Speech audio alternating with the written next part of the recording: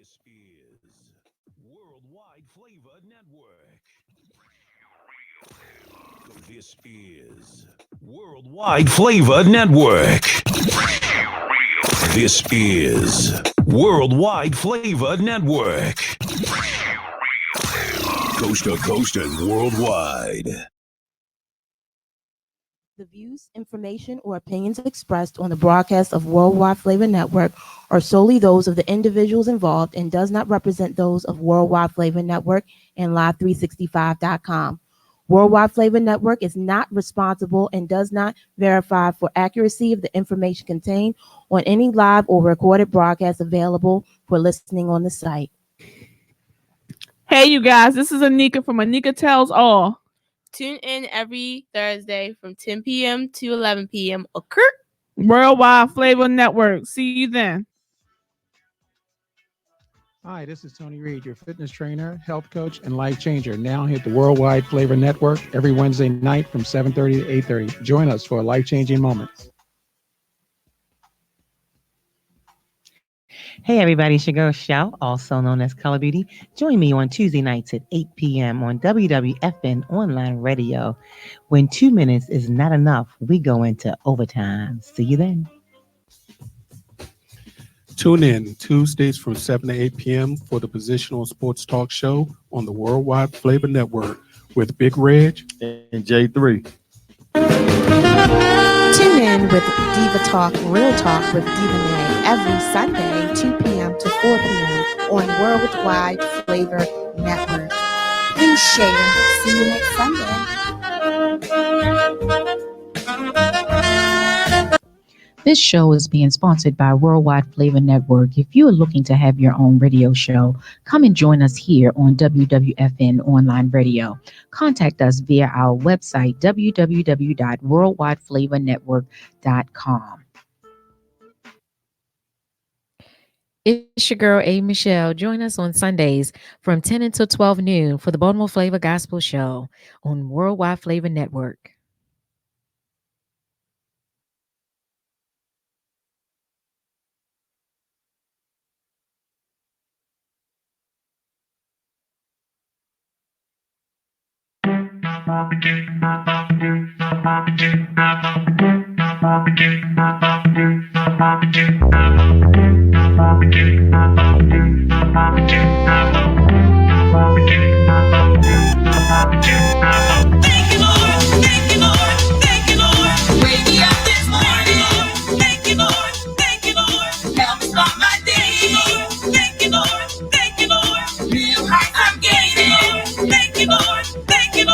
Always make a way. Thank you, Lord. Thank you, Lord. Praise are the greatest. Thank you, Lord. Thank you, Lord. Calvary praise. Thank you, Lord. Thank you, Lord. Each and every day. Thank you, Lord. Thank you, Lord. It's time to wake up now. The sun's shining bright. The darkest times in my life, I can see the light. When I'm feeling weak, His strength makes me strong. Whatever makes me happy makes me feel complete. Feeling so much better. It's time to come together. When I hear this sound, first thing early in the morning. Thank you, Lord. Thank you, Lord. Thank you, Lord. Wake me up this morning. Thank you, Lord. Thank you, Lord. Help me start my day. Thank you, Lord. Thank you, Lord. New heights I'm gaining. Thank you, Lord. Thank you, Lord. Always make a way. Thank you, Lord. Thank you, Lord. Praise are the greatest. Thank you, Lord. Thank you, Lord. Calvary praise. Thank you, Lord. Thank you, Lord. Each and every day. Thank you, Lord. Thank you, Lord. Yeah. It's your own Miss Lady. Every day I have to thank the Lord for everything that you've done for me. Made a way out of no way. That's how I know He's there for me. From sun up to sun down, I know He'll always be around. Watching over me, giving me a clear view so I can see. That is why I can say thank you, Lord, each and every day. Thank you, Lord. Thank you, Lord. Thank you, Lord. Wake me up this morning. Thank you, Lord. Thank you, Lord. Help me start my day. Thank you, Lord. Thank you, Lord. New heights I'm gaining. Thank you, Lord. Thank you, Lord.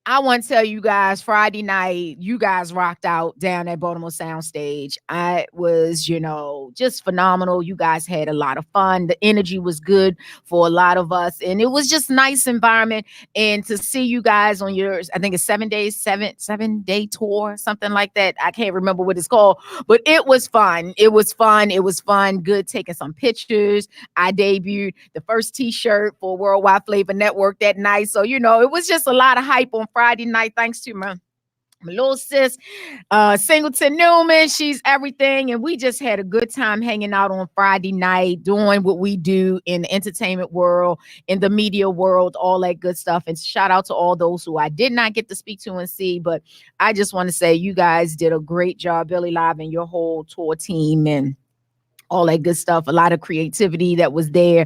Things were great. Good morning, Dr. Eric Holmes. Thanks for joining us this morning.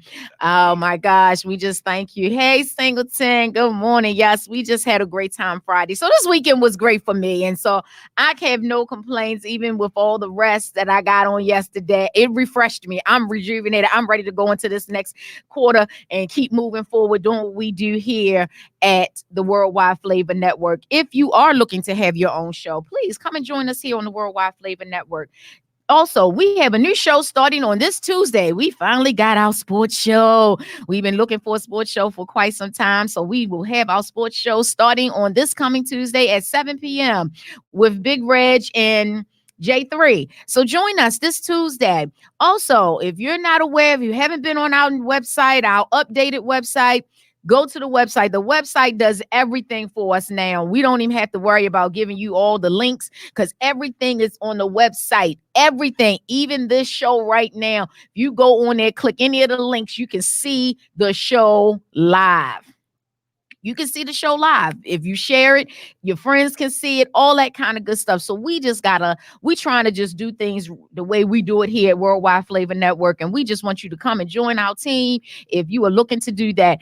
But again, if you want to reach out to any of the show hosts, you want to reach out to us here at Worldwide Flavor Network, go to the website, www.worldwideflavornetwork.com, and you can connect with us there. It is everything interactive of the things that you need to do to link in to any of us or link here into the studio as well. So we are just so glad today we have our guest here. I'm so glad he did not find it robbery and that he could put it in his schedule, that he could come and join us here on the Worldwide Flavor Network.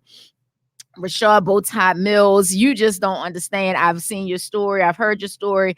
And just, it's just a great thing that you were able to do this today. I'm glad. I'm grateful to start my new quarter off, to fin out the rest of the year. And you could be my special guest. I thank you. Say good morning to our people right now. Good morning. How is everyone? Oh my gosh. I am just grateful for you to be here. Thank you. Thank you. Thank you. Well, thank hey, you. Michelle, thank you for having me on the show. Thank you you. for Worldwide Flavor Network, Baltimore Flavor Gospel. Thank you. And thank you for the energy that you brought. When you opened up the show, I was just ready to start clapping.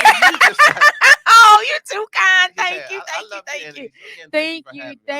Thank you. And you are always welcome here at the Worldwide Flavor Network to come in and hang out with us anytime you feel led to do so, and you just let me know. And so I watch you. I've seen your show. My first time ever seeing your show live was when I was at the studio and I saw you and I was like, wow. And then knowing your story, a little bit of your story. I didn't know all your story, I knew a little bit of your story. So I was just like, wow. Eventually I got to get him on my show, and I want to be able to dedicate a whole show for him because he has such a powerful message, powerful story, that his story is life-changing. And I feel like anybody who has had some down, as they say, down on their luck, as they say, I don't say that, but that's what people say. They down on their luck, or they feel like life is just not treating them fair. There are things in life that's just not going to always be fair. That's Absolutely. What we have to recognize. But people don't always see that, Rashad. So, I try my best to try to meet people where they are. And so I just feel like people have a place in their life where things can ever change and ever evolve, but people don't always want to wait around. They want the right now. They want the microwave. They want it, but if they don't realize, if you know what a microwave does, it heats up fast, it gets hot fast, and it gets cold fast. That's a whole sermon in itself. All by itself. That's a whole sermon. Okay. Yeah. If people really understood what a microwave does, it heats up fast. Real fast. It gets it hot fast. You ain't gotta wait for the oven to heat up. You ain't gotta wait for it to get through the aluminum foil and all that stuff. But it cools down and get cold real like fast. Real fast.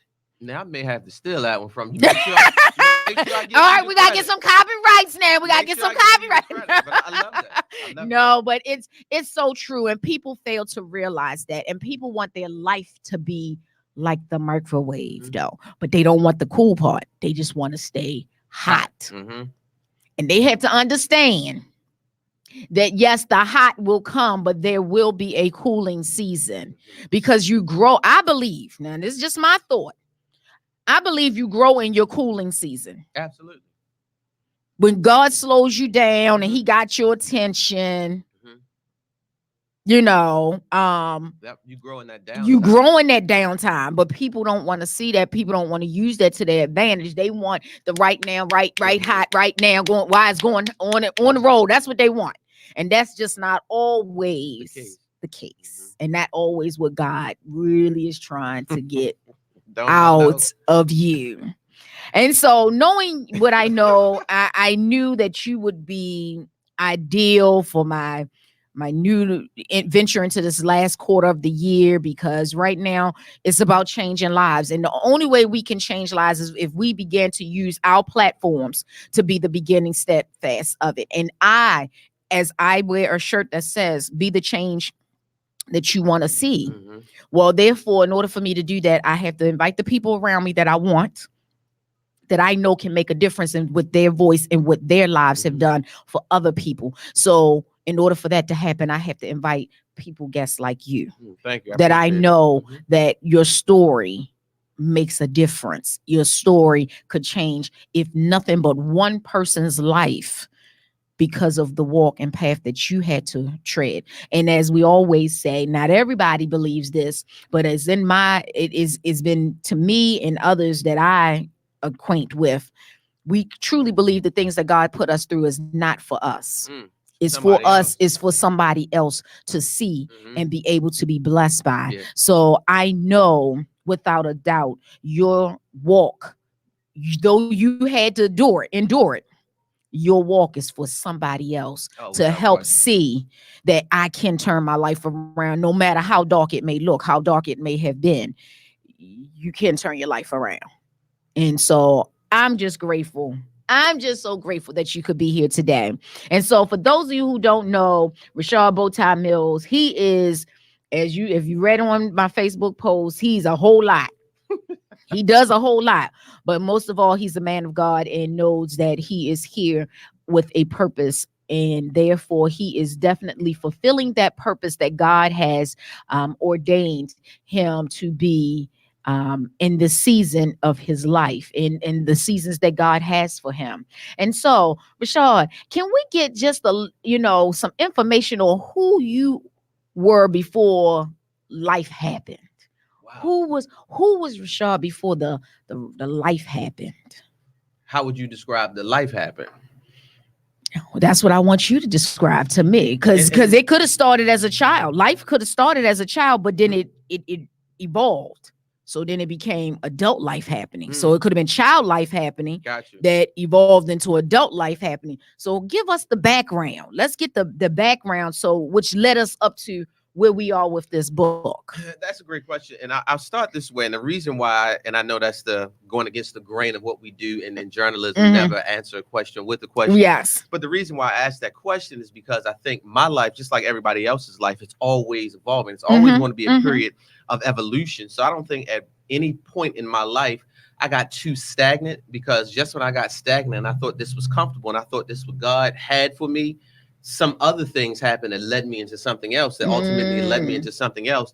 So I think throughout the course of my life, I was always being led to something different. And I think if we want to narrow it down and say when life happened, I think the magic moment happened may have been in 2016 16 when I really rededicated my life back to Christ. Okay. So I think that's when life started to happen, because even through all, the turbulent times I've had, even going to jail for 3 months last year, which was the basis of this book. Yes. I think one of the things that I knew is that when I rededicated my life back to Christ, life became different.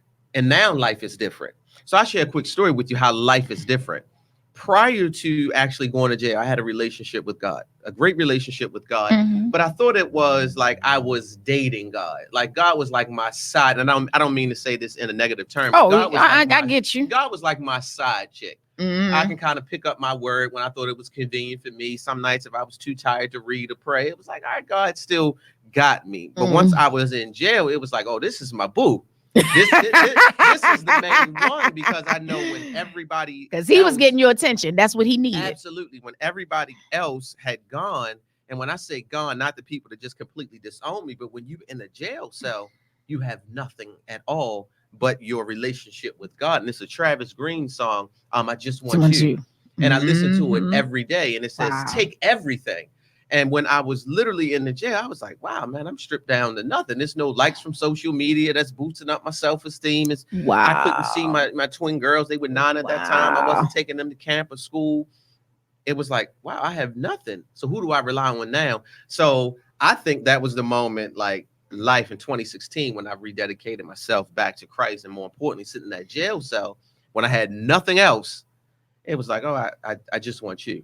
And that's the lyrics of the song. I just want you. Yeah. And that's what I had. And that was the thing that allowed me to survive. To be honest with you, A. Michelle, I have no idea how I could have survived that horrific experience without God backing me. Because unfortunately, you hear a lot of our brothers, we use the term, I'm built for jail, I'm built for prison. I don't think anybody is built for that.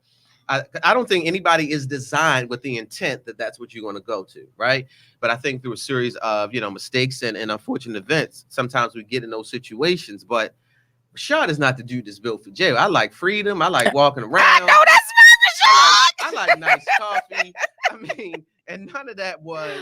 Ooh, none of Lord, that you was, speaking the truth. None of that was something that was a part of my lifestyle. I mean, being just in it, like you surviving. It's just like you're in survival mode every day. And that was like not part of my lifestyle.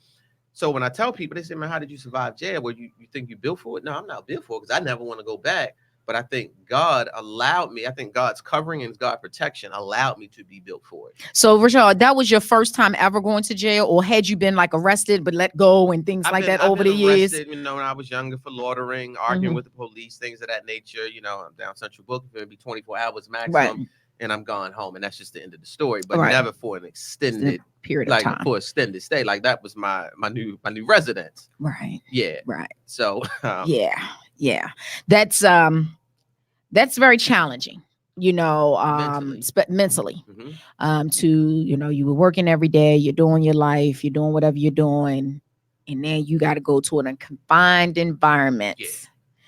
A confined environment that you can't just get up and decide you want to go cross town. You want to go, you go cross that next cell, next door, across the tier. That's about it. But you're not going out that building. And that's the thing, like with the mindset. Where was your mindset before you decided you were going to rededicate your life? You reading the word every day. When they told you had to do that time, Rashad, where did your mindset go? Did you stay in a state? Did you feel like you stayed pretty stable with it?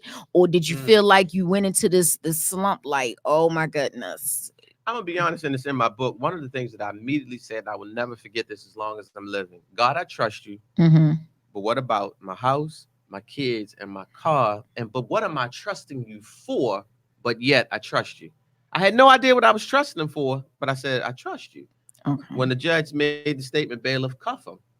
And the handcuffs. Oh, so you didn't even have a chance to go home, set your things in order, and then get turn yourself in date. You didn't get one. So it kind of gets me when we get them kind of situations, because like you got some people that get that chance to go home and get the affairs in order, and then they got them some people they immediately take them straight from the courtroom. Like, don't give them a chance to get affairs in order.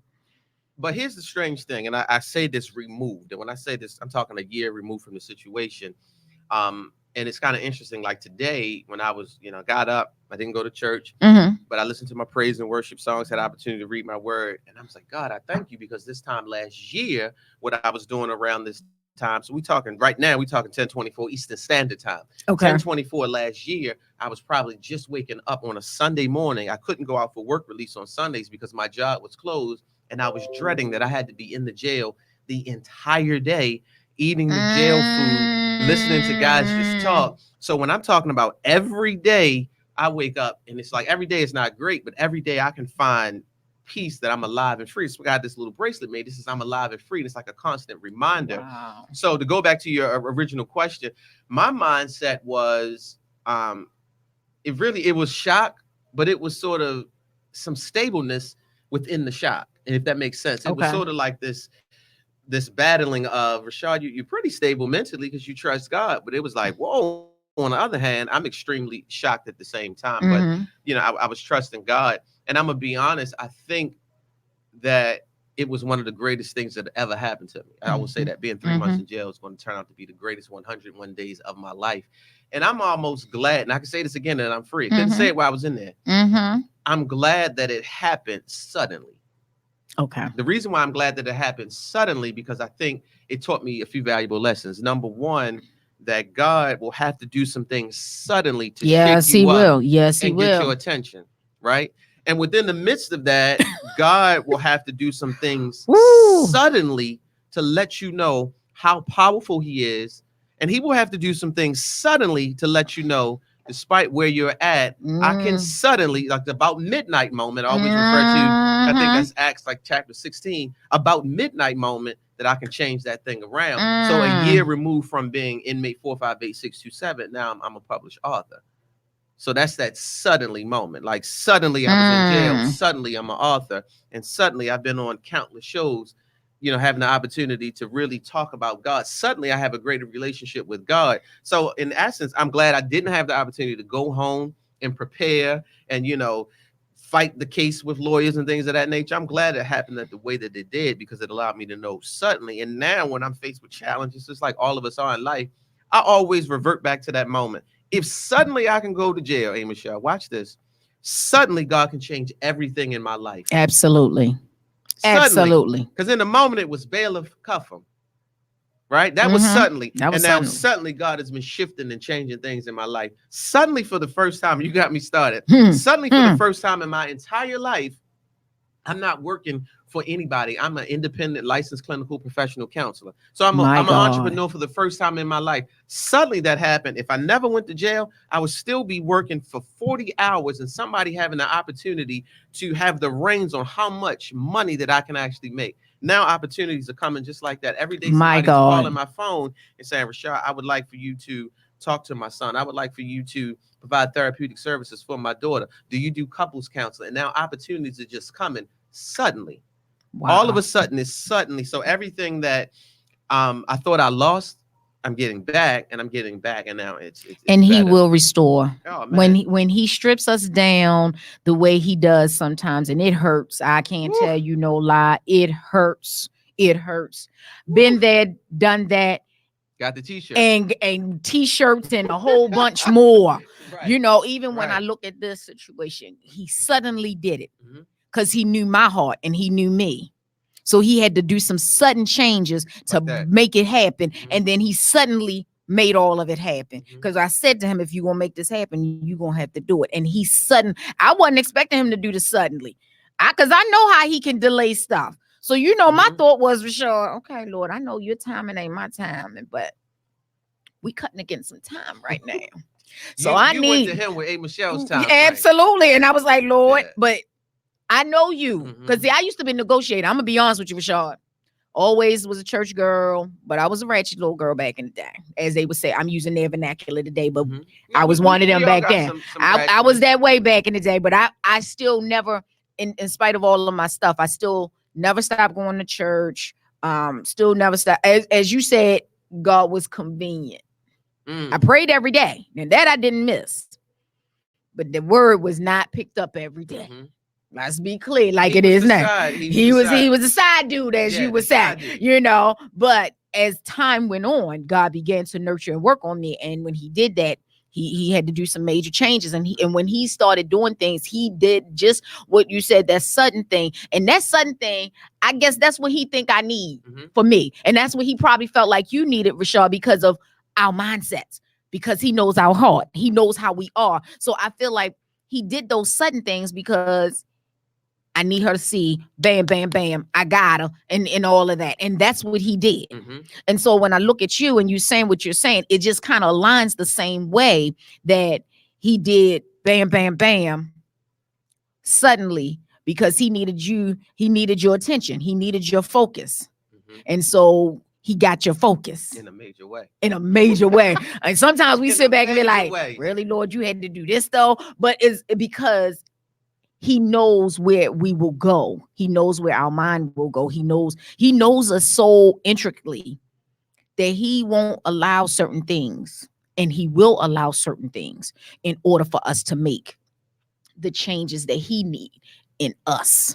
He needs the changes to be permanent and not temporary. You know what I'm saying? He don't want that. So therefore, when he needs some permanent change, he got to do some sudden moves to get our attention. It's so funny that when you use the analogy about the microwave, I said she hit it right on the head, because think of that microwave, right? 30 seconds is extremely hot, then it cools off really fast. And for me as an individual, I wanted to be the greatest motivational speaker ever to grace a microphone before I went to jail. Wow. I did. And I knew my career was going to take off. I was in the right circle of people.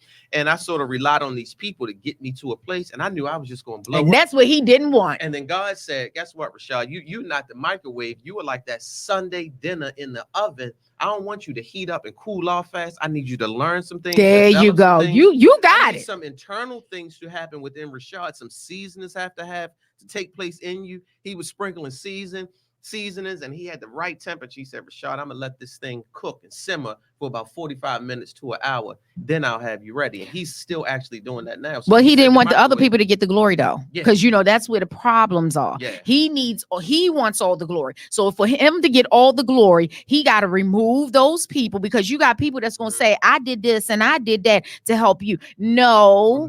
Remember right. See, and I'm not gonna say I hate it, but I don't remind people.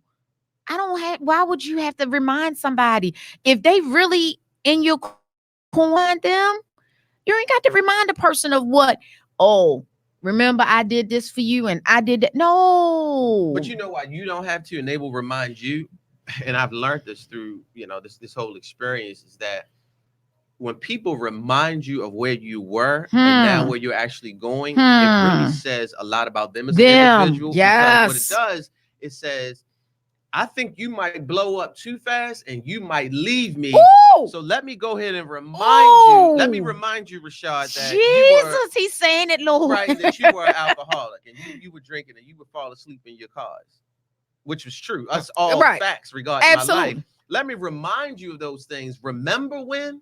Don't act brand new, but when people say that, that is a clear indication that they see the call of God on your life and they see that you have sort of that takeoff factor about you, right? That you have something in your life that you can take off. But let me just remind you that you still got some baggage. You used to have some baggage. I want to remind you so your plane don't take off. Right. And if you got that person who may have some low self-esteem, that could really set them back. But then you got that one person who might come back and say, as somebody told me, you about to blow up. Really? I thought it would have been me, but look like you the one. That's what you say to somebody? No, you cheer them on and you keep it moving. And that's just where I'm at in my life. Like, I'm about pushing you into your destiny. Sometimes for me, I push people harder than they want to be pushed. And then I had to step back and be like, okay, Lord, I guess they ain't ready for where you, because you connected them with me. And I feel like when you connect a person with me, they know I'm a driver. I'm a go-getter. I'm going to drive you. So therefore, I'm going to push you to where if you tell me this is what you want to do, my mind had already raced into where you want to go. You done gave me your platform, your plan, or what you trying to do. And I done started piecing it together, Rashad. And then I start pushing you. Then you tell me I'm too hard. I mean, I'm this. No, I'm trying to get you to where you desire to be. But see, that's for a lot of people that really don't understand I think the way God designs people, and He puts people together with a certain level of intentionality. So if God puts an individual in your space that you can push, that's an assignment that you have from God, right? They may not even understand the own assignment on their life. So it's one of these things right now. I'm really in the place that so many people of late have been pushing me, right? And they see things in Rashad that I'm still discovering about Rashad. So it's almost like you have to play your role. It's a lane for everybody. Somebody has a lane to push a Michelle to her greatness. Maybe a part of your assignment is you got to push somebody else to their greatness. Yes. But you can't. It's really hard for expecting somebody else to understand the greatness sometimes that's within them. Because I understand there's greatness within myself. But sometimes there's people pushing me, and I'm like, whoa, you think we're going to that level? And they're like, yeah, I'm gonna push you. So sometimes it's really difficult because for the person to understand it, because and then they run, Rashad, because it's a lot. Because it's a lot to endure and take, and then they're like, I don't know if I'm ready for that. But you asked for it. It's a whole nother show we could a whole nother show on that. Absolutely. Yeah. And people don't realize that. People really, really don't realize. But we're gonna get back to you because we could really go on that one right there. But so as you were handcuffed, let's go back to that. Because you're in court, you get handcuffed, you actually get time.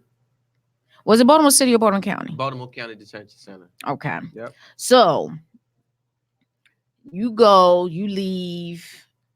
You don't get to say goodbye to the girls. Nothing. You don't get to say. You don't even get to put nothing in order. Where are you mentally with that? I know you said you trust in God, but where were you? Where were you mentally? I think after that initial piece, God, I trust you, but what about everything else? I think I sort of like sunk a little bit, and I sunk a little bit. And when I sunk, it was like, what in the world is happening? And then I began to, you said like you used to negotiate with God. I didn't negotiate, but I did a whole lot of questioning. Like, God, you was my guy. I think I tithe. You know, I'm a good dude. What is this about? Feeling like, did he? Yeah, I thought you were supposed to have my back. Like, God, did you leave me? Because I'm in the jail cell, God. Did you leave me? Right. And literally, I'm still in the Well, jail you taking care of somebody else's situation and didn't see me, like didn't remember that I had a court today. Like I'm dressed in like I would typically dress, dress clothes, and I'm in the jail cell waiting to be processed. And I'm like, God, hold on. I thought you would never leave me nor forsake me. I think you did both of them. And at this point, I'm not talking in a negative or mean or a less than favorable way to God, but I'm having some real conversations with God. And that's how I know God is real, because I said some things to God at that moment, like, I don't even know. At one point, when I was, even before I officially went to my cell that I would call home, I was, man, I'm not even thinking about praying. I'm not. I'm done. Prayer life is over. Wow. I'm on a hiatus from praying. Wow. I'm on a sabbatical from praying because of having and talking to God, because I'm like, if God, I trust you, and this is what happened. Rashad in jail. Like, come on now. Wow. Yeah, I took a break. Yeah. Because I'm like, this is not even because real. you try and figure it all out. It was surreal for me for a while. And to be honest with you, it took maybe a month for it to settle in, because every day I was waking up, a God is gonna come over to me, tap me on the shoulder, man, pack up, Mills, you out of here. This was all a dream. So it was surreal for me for a long, long time. I mean, a long, long time. Like I couldn't even fathom. One of the things we're talking about it now, I remember going into the processing. I mean, when you're being processed, so you have on like a yellow jumper. So your jumpers, each color represented where you were in your, I guess you can say, in your movement. Okay. So you had a gray jumper that represents, work release. A green jumper, that means you were working, but you were working within the jail itself. Okay. So the yellow jumper, still being processed, and I'm looking out and I could see Carver, sort of the art school right there near the Baltimore County Detention Center. And my cell, it was sort of, I equate the space that I can look out like the opening of a cereal box. And I'm just looking out and I'm just like, God can't be real. God can be real in my life. And then right around that time, it was strange that it is. My bunk buddy, older white guy, he said, "Mills, do you believe?" And I sort of like begrudgingly said, "Yeah." He said, "Here." And he reached his hand up because I was on the top bunk, and he gave me a Old Testament, King James version. Okay. Like a mini version. And I was like, man, I'm not reading that because I'm going home soon. And then when the realization started to kick in, I was like, man, you still got that Bible? Wow. Yeah. Wow. Yeah. So it was, I'm gonna be honest, it was about 3 weeks to a month before I was like, this is real. I'm gonna be here. And then I started to see, the move of God, how things started to happen. So while you're there and God begins to work on you and begins to transform your mind and your heart, Yeah. how are you treating others who are in your surrounding, as well as how are they treating you at this point? Ooh, a great question. The way I was treating other people, it was less than Christ-like. And I documented it in my book. And so when you said that, like your heart, so it was, this entire stay was like a heart transplant for Rashad, because Rashad, speaking third person, incredibly arrogant, right? My ego would not have allowed me this time last year to fit in the studio. It would have been impossible. Like we would have had to go outside. Literally, we would have had to go outside and do this because my ego wouldn't allow me to get in this place. So when I'm in there, it was a sense of humility. And it wasn't amongst the other inmates, right? Because being in there, I was humble toward them, but it felt like the guards, right? It felt like that I walked around with this attitude, and I felt like they should have known who I was. And I remember one time I told one of the guards, like, man, do you know who I am? I'm a radio show host. I'm an up and coming speaker in the community. I'm a man of God. I've actually delivered the word of God before. Do you know who I am? He looked at me. He was like, yeah, I know you're inmate. And you talk about humility. Wow. So it was like up here and bringing down, but it was, I treated the other inmates, well, and they treated me well, because most of them couldn't believe I was detained on those charges. But being with the other inmates, it was like humility, but it was something about the guards and rules and following directions. It was just like, I think I'm above this. And clearly I wasn't. And God used those moments, because plural. I believe it disciplines you more It in the shaped me. place that He needed you to be disciplined. Unfortunately, you weren't going to get it without that. You weren't going to get it without that path. Yeah, nowhere else. You weren't going to get the discipline that He needed you to have My ego. because of who you had shaped yourself to be. Not who He shaped you to be, but who you shaped yourself to be. So in order for Him to get what He needs out of you, He ultimately had to make these situations happen to bring you to the place that He can get in you the way He desires to be in you. He had to cut off. It's like the pruning process, right? He had to cut off a lot of dead stuff so new and better stuff can actually grow as a result of it. And I think it was great because I knew while I was in it for, I would say maybe 60 days in, I started to say, God, I know you're taking me somewhere great. So I had to go through this because I had to clean up myself and be more appreciative and be more humble, because you're going to take me to a much higher level. And if I get to that higher level and then I'm not humble, that fall is a lot greater as opposed to being at this lower level. Makes sense? So he said, Rashad, let me just keep cleaning you up, because I'm going to take you somewhere much higher, but then you'll be so much better as a person. You'll be able to appreciate every opportunity. And you'll give Him all that the glory. I grant you with. And more importantly, it'll be that this is what God did. This is not somebody else in my circle did. And it certainly won't be what Rashad did. But toward the gods, it was like, I thought they should know who I am. I really did. And they had their own issues, right? I think they treat inmates in a certain way, but that's another story for another time. But Absolutely. Wow, that is something right there. That jail will is humble you. Oh, absolutely. And I'm gonna tell you, watching certain shows, because we can get, our mindset can go somewhere when you mad, when life is happening and you wondering how this person is, not that you mad at them or you jealous of them, but they inflicted all this on you. You paying for it, and you sitting back saying, God, was you here? Did you see what they did to me? Did you see what that did? Did you see how they treated me? Mm. And we put out, we get in these places and we're like, wow, God really was here. Because when that's why the word says, vengeance is mine, saith the Lord. Mm. And if we leave it to him, we want things to happen on our timetable.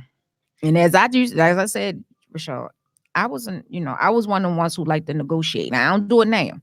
But when I was younger, if I had a plan, I'll talk to God, but then I'm telling God, but Lord, if we do it this way, because it was always to protect me. Oh, it never worked out because it was always the way I was doing it, Rashad, was always to make sure I was protected. And sometimes he don't want us to be protected. Sometimes we need to be exposed. Sometimes we need to, he need us to, be in that place. And so I was like, and he finally just had to make me realize when you do it my way, you can go voluntarily or involuntarily. And what I realized, going his way always was the better way. Ultimately, it was just a process that you don't want to go through that he's giving you because you feel like it's too hard or it just ain't what you wanted to do. But he will then orchestrate that at the end. He's getting the glory and you happier than if you would have did it your way. I love what you just said about exposure. As I'm literally just thinking, exposure will expedite your excellence. So exposure will expedite your excellence in God. So what it does is God has to expose us, not really to other people. Watch this. God has to expose us to ourselves and see how flawed we really are. And then once we see how flawed we really are, because we've been exposed, God will expose us to ourselves.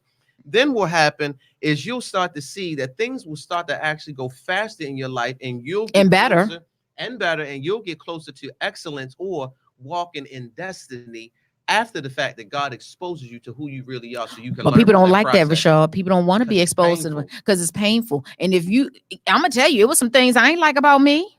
Once you go in you and recognize that, and some people don't want to be exposed to themselves because they don't like themselves. That's why when you hear people talk about hurt people, and people that don't like other people don't normally like themselves sometimes. If you just don't like you don't have no real reason, no rhyme or reason. You just don't like them. Look inside you. Check you.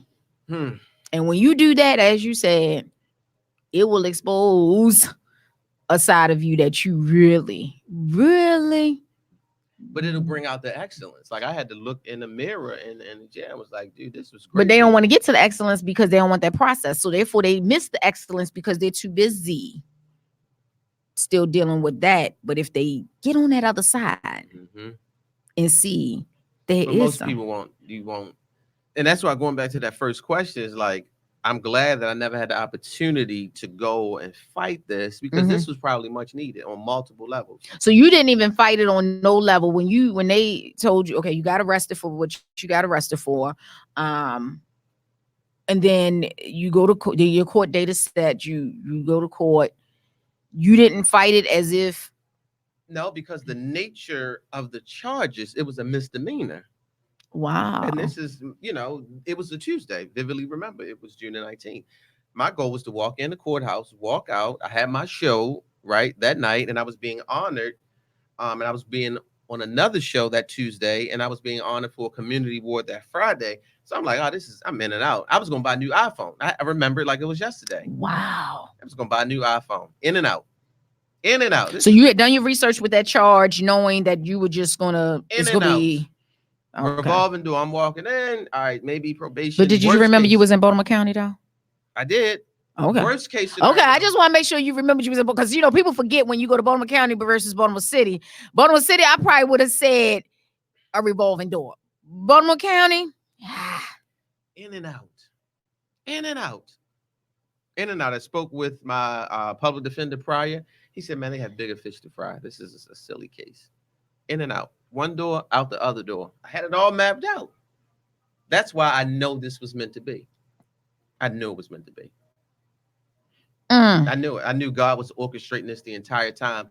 And as we'll talk about it, how some of the, I guess you could say, the dynamics of the case sort of happened. Mm-hmm. At one point, the case was running just as I thought, just as I thought.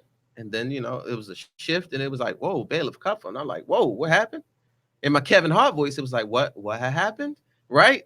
And that it was like, what had happened? And but I know God was directing a play. He was directing a play. And all of these pieces had to line up accordingly. So now God can use me like I'm a male cheerleader for God. God can use me in the greatest way ever, because I've in level of humility and gratefulness, you wouldn't believe. You'll never hear me complain about food again. I know that's right. Woo. You'll never hear me complain. Woo. About 2 weeks ago, hey, Michelle, I got up and I'm working out now. So I'm into this phase of trying to eat really well. So, turkey, bacon sometimes, egg whites. And I'm at the stove and I'm like, man, I'm sick of eating this And then I paused. And that pause was like, homeboy, you better go back and reflect on the food that they serve you in the county jail. And the times that you couldn't wait to get home to stand over your stove, not have them say, hey, feed up at 3:30 in the morning. That's when you eat in jail, 3:30 in the morning. That's your breakfast. Well, maybe, I'm lying, maybe closer to 4 o'clock when they say feed up in jail. And then you eat lunch around 11. Then you eat dinner around 4:30. So at 7 o'clock, your stomach is growling. I'm about to say. Yeah. You don't get no snack? You get commissary, and then you have the hookup. You know what the hookup is, right? Like when somebody else has more snacks and you. Oh no. Let me explain to the people right now on Worldwide Flavor Network. Hey, Michelle, Baltimore Flavor Gospel Show. So when you're in jail, what the hookup is, the hookup consists of tuna fish. You may have other meats like sardines. I thought you can buy them in the commissary, though, right? You can buy them in the commissary. Okay. Right? I didn't know that because I've sent some money. The ramen noodles, right? Okay. And then they cook the noodles, and then they spread them out on the table. And you can buy cheese and pickles and some kind of pepper. You can actually buy that from your commissary, right? And you mix all of that together, and it's called the hookup, and it literally turns out to be like a jailhouse Chipotle bowl. Okay. And it's, I mean, while you're in jail, it is fine cuisine. So I can only imagine. Imagine. Wow. Just being very, very appreciative of things. Oh, wow. Yeah. Well, guys, we're going to take a break. We're going to come back with the inspirational corner, and then we'll finish out the rest of the show with Rashad Bowtie Mills talking about his story and his journey and the book and all of that good stuff. I hope you have been enjoying the show. It's your girl, A. Michelle, here on the Baltimore Flavor Gospel, and we're going to listen to local artist Naomi B.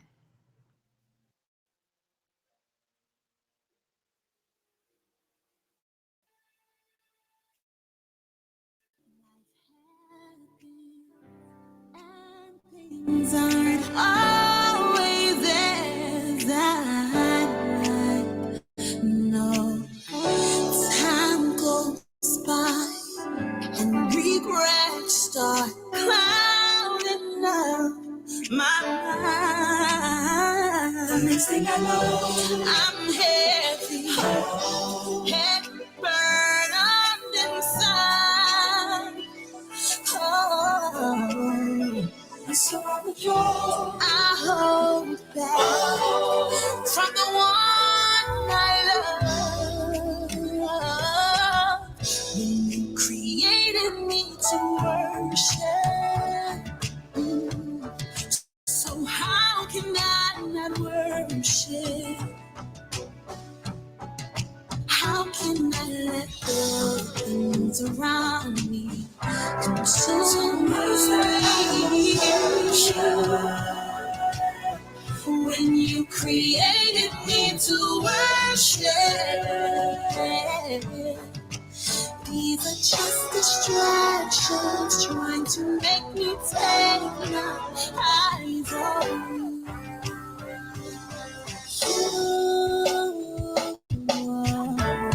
Troubles come, yes, they find me, force me to my knees. But that's where he can find me, set my spirit free.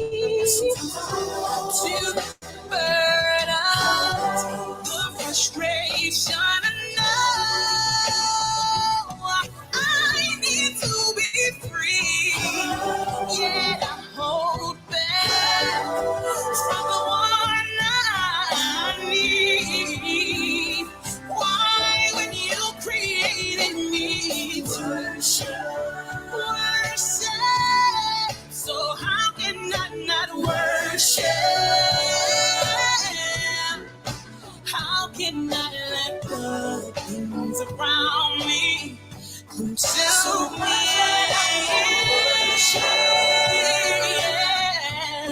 created me to worship. These are just distractions trying to make me take my eyes off you. Let me tell you what I'm gonna do. I'll place my eyes on you. I'll place my thoughts on you. Commit my ways to you. Devote my life to you and worship. Cause you created me to worship. So I'll spend my whole life in worship. You created me to worship. Yes, you did, yes. So much I wanna worship. I worship your holy name. You created me to worship. That's what I do. So worship. Yeah, you created me to worship. Oh, no matter what comes my way, I'll give you the glory, God. You created me to worship. These are just distractions trying to make me take my eyes off you. These are just distractions trying to make me take my eyes off you.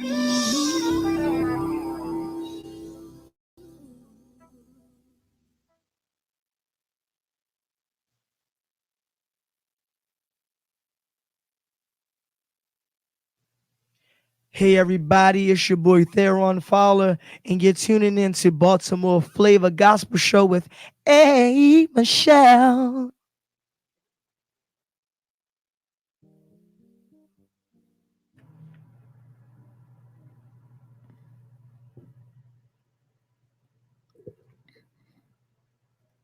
And we are back. It's your girl, A. Michelle, here on the Baltimore Flavor Gospel Show and the Worldwide Flavor Network. Today's inspirational corner is coming from Daniel, the second chapter, verse 21. And he changeth the times and the seasons.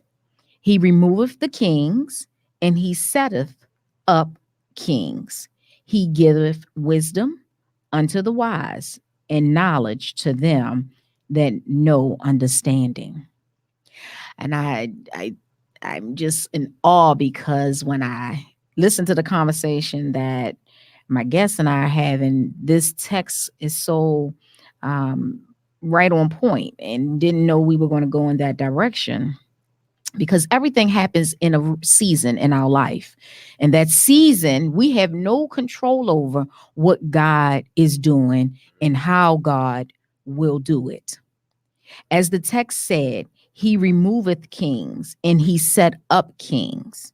And let's even translate it for kings and queens. We can translate that however you choose to.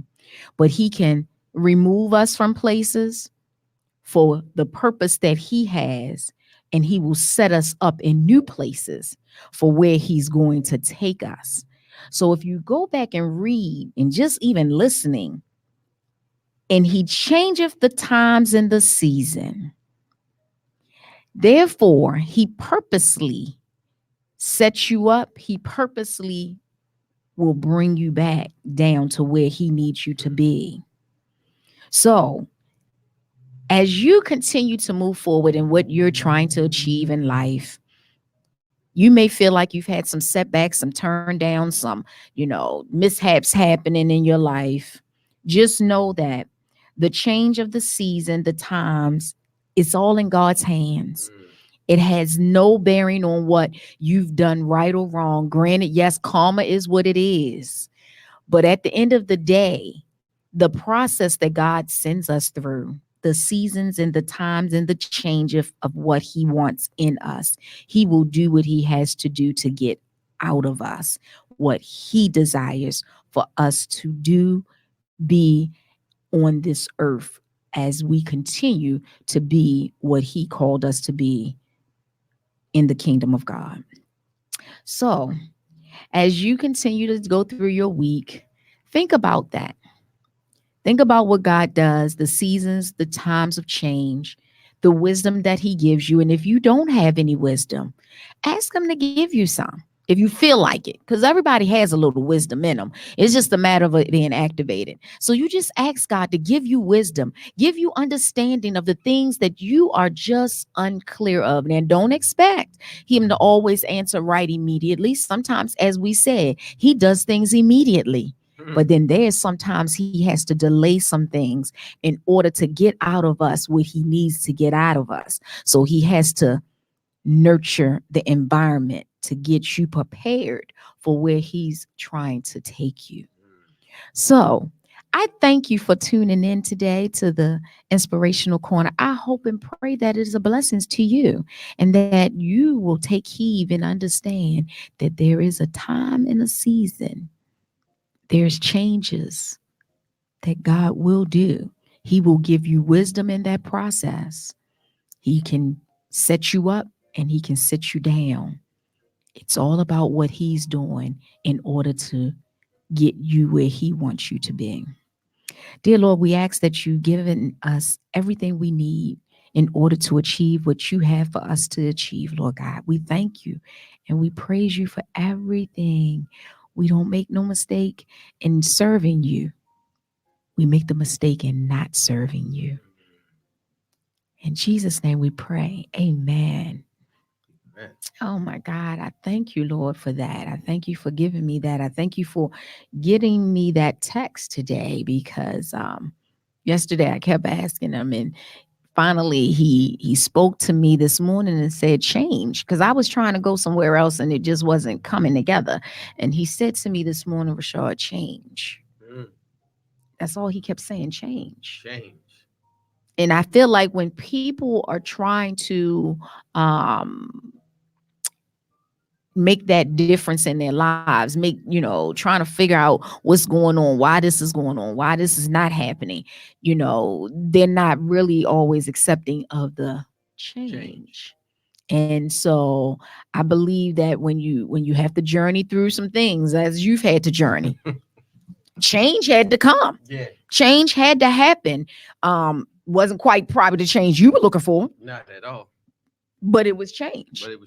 And that change have you where you are today because of your endurance. And again, that was just a season in your life. So I thank God for you allowing God to begin to work on you in that place. Fortunately, that you were set there because you could have been set a whole lot of other places. You could have been in a hospital. You could have been in a whole lot of other places. Let me just say that. But he sat you there to get your attention that he needed. So he do what he do. He does it. And does it well. And does it well. And does it well. Oh my God. So, Rashad, okay, so you already aspiring to be this great leader in the community, this great motivational speaker, all of that. You go to jail. You're making some differences in the incarceration period. You're now preparing to come home. Did you start writing the book while you were there, or that came right after you came out? Actually, there was points that I was actually writing it there. So I had this yellow notepad. In the jail, you get sort of like this really little pencil. Make sure you can't use it as a weapon. I mean, it barely writes. So some days you gotta press hard. I mean, I'm pressing hard. Wow. So every time that something came up, I was like, that's an aha moment. And what I would do is I would just jot it down. So every day, because I began to develop a closer relationship with God, one of my bunk buddies, and this is how interesting that God will put you in places and use other people to help you. So earlier we talked about pushing people to their destiny. I had two gentlemen that I may never come across again in my life. Actually, they helped me develop a routine, Michelle, that I use every day right now. Wow. So one of my bunk buddies, he would wake up every day at about 5 o'clock. And I would say, dude, why do you wake up so early? When I was on work release, I worked inside of the jail and outside of the jail. I said, why do you wake up so early? He said, so I can read. And I said, well, you read the Bible. I was like, dude, you don't have to get up that early. He said, nah, man, I get up at 5 every day because now I have this peaceful time with God. And I said, well, why do you write down the verses every day? So we had the daily bread, and he would write down the verses every day, and he committed them to memory. He said, when I'm going through moments out of my day that I'm troubled, I'll remember that verse. So I have verses that I can go to, whether I'm feeling anxious, depressed. And here's the thing about God and how he'll use anybody. This was a gentleman that was there on an armed robbery charge, right? Wow. And he had relationship with God every day without fail. 5 o'clock in the morning, he would wake up, daily bread, and write his verses down. So I said, well, man, let me copy that because this brother has an incredible amount of peace. So before you know it, I would wake up and he looked over the room and he said, man, I see you got the strategy too. So, God will use anybody at any point to help you get to where he needs you to be. Absolutely. And I appreciate that because I'm a 5 a.m. person myself.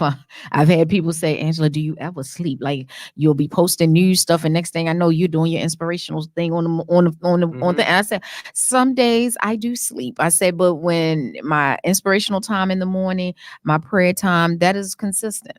I get up, I do what I need to do, and then sometimes I'll go back and lay down. Sometimes I don't, but you stay consistent with that. God honors that. He knows that quiet time. He knows that he got your attention because you get in the middle of your day. Yeah, you get in the middle of your day. You might read the word, but are you really focused? Like you trying to do, you read, don't get me wrong, but are you able to hear him? You might be focused on reading. You might understand what you're reading, but are you able to hear him because you got all this going on around you? So sometimes and don't get me wrong. Yes, you may be able to hear him during that time, but there are times that he need us to be, as they say, in that closet, that quiet place that, in the morning when nobody's around, your house is quiet. There may be people in the house, but at 5 o'clock, that's you and his time. So it's really different when you develop a real routine with God. And I think for me in that environment, it was like, now this routine, I have to continue it every day until God calls me home. Because absolutely, I'm deliberately making time for God. Because you said it. If I get up in the morning and I'm running late, then I'm all over the place, right? I'm like, father, trying to post videos, business, all of this stuff. Right. But when I deliberately set aside time for God, it was different. And it's funny. It's times now that I might be sleepy. And I might not, because I have this routine. I'll read, something at night as well. And I'm like, man, I don't feel like it. I'm gonna just be honest. I'm gonna keep as a young kid said. Let me tell you, Michelle, I be like sliding down on the bed floor trying to do. So, all right, Lord, I'm getting ready to get down on my knees to say my prayer. It's like I'll do the read, but then when it come down, okay, can I pray right here? So you got to slide down on that, down on that floor. I understand, Michelle. Because you don't want to get out the bed. Like you done already. I'm comfortable. I done read. I'm good. But then I got to go down on my knees and pray. And I'm like, Lord, can I pray right here? And he'd be like, no. And what it does is it just, you figure like, for me personally, it's like, I got to make time for God because when I needed God the most, he was there. So now that I'm out and I'm free and I could, lack of a better term, I could do me. Am I going to turn my back on God? And God was like there for me. And I was like, no, I can't do it. Absolutely. And I never would have had that thought process if it wasn't for like jail. Awesome. Yeah. I mean, it may not, I can't say never, but it just made the timing. It may have come later on. Maybe somebody else would have exposed you to it, because when God has exposure to get to you, he'll find a way. So one way or the other, but he used those moments. He uses those moments that is going to be more impactful. And so he used that moment of you being incarcerated to begin to shape what he's trying to do and work and use those that's unlikely. Very unlikely. And that's what I keep trying to tell people. If you look at the word, like we want to be condemning one another here on earth. But if you really following that word and you really reading that word, you will find that some of these people are no different than the people that's out here every day. They're not. They're not any different. At all. And people want to have this notion in their mind that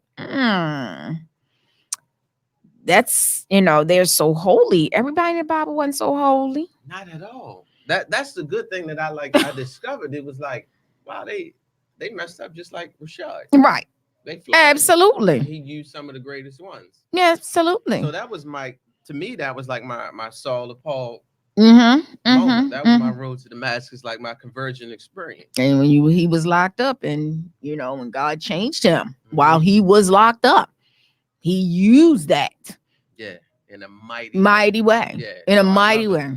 it. In a mighty way. And so that again begins that process. So you were saying that you began writing the book a little bit while you were in jail, but I guess it all really came to life once you were released and began to actually focus on writing the book. So what I did is I literally converted my bedroom in my house to an office.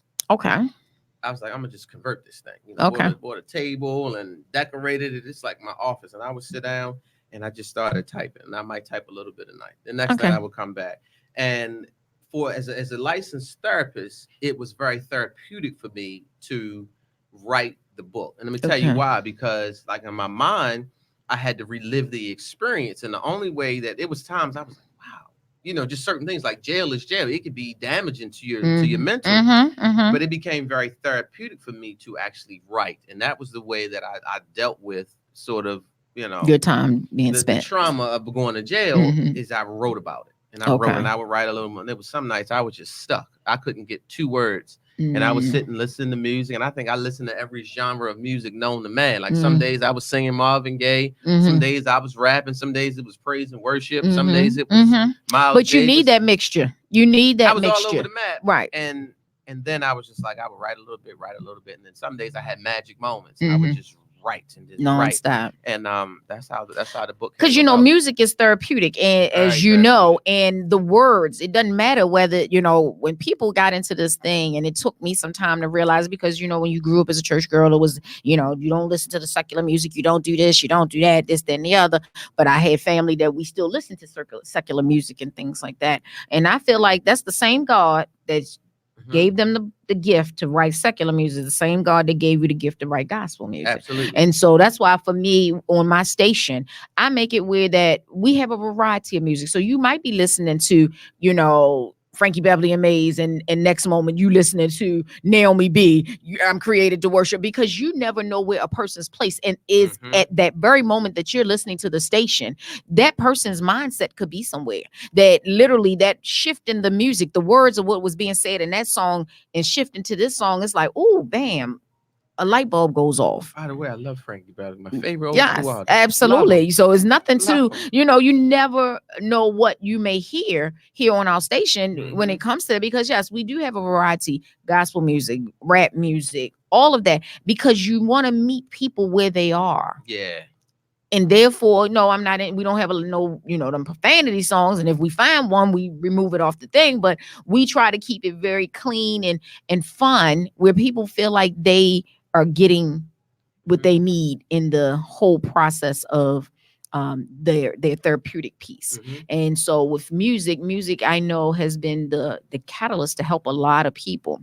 So Rashad, so you said how writing was therapeutic and all of that.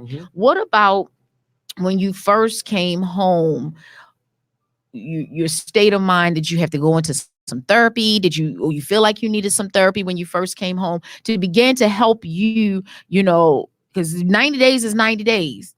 That's a whole nother process. And coming home. I hate to cut you off.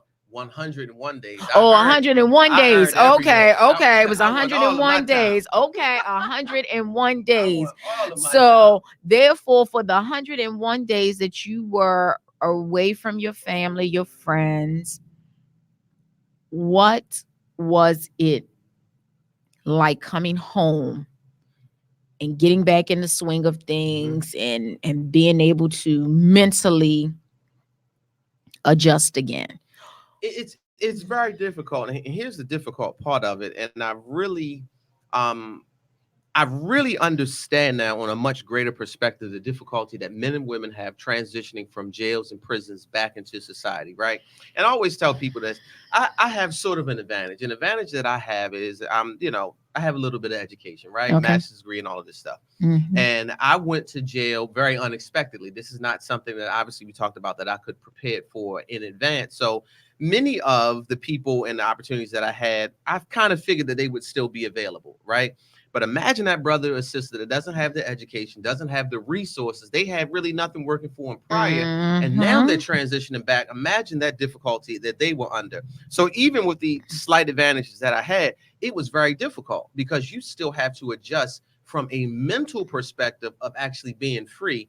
And some people may say, well, Rashad, that's the easiest thing in the world to do, to adjust to freedom again. It's not, because even in a short period, 101 days, just a little over 3 months, you are trained to do certain things. And when you're trained to do certain things, now you have to untrain and unlearn these things in order to do what? To start fresh again. I'll give you a prime example. The first day that I got out of jail, I drove my mother's car to my house. I got on the highway and a police officer was behind me.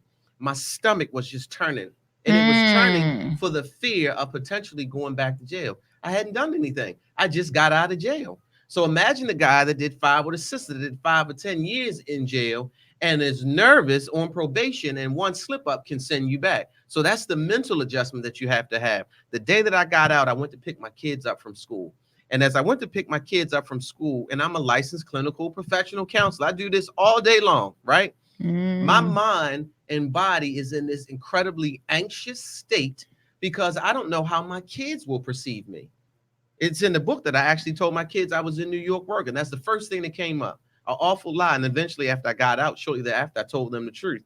How would my kids perceive me? How would the teachers at my kids' school perceive me? Because I'm an active father. I'm there every day taking them to school. I know about the PTO and the PTA and all of that, right? How would they perceive me? And I had all of this anxiety, all of this fear.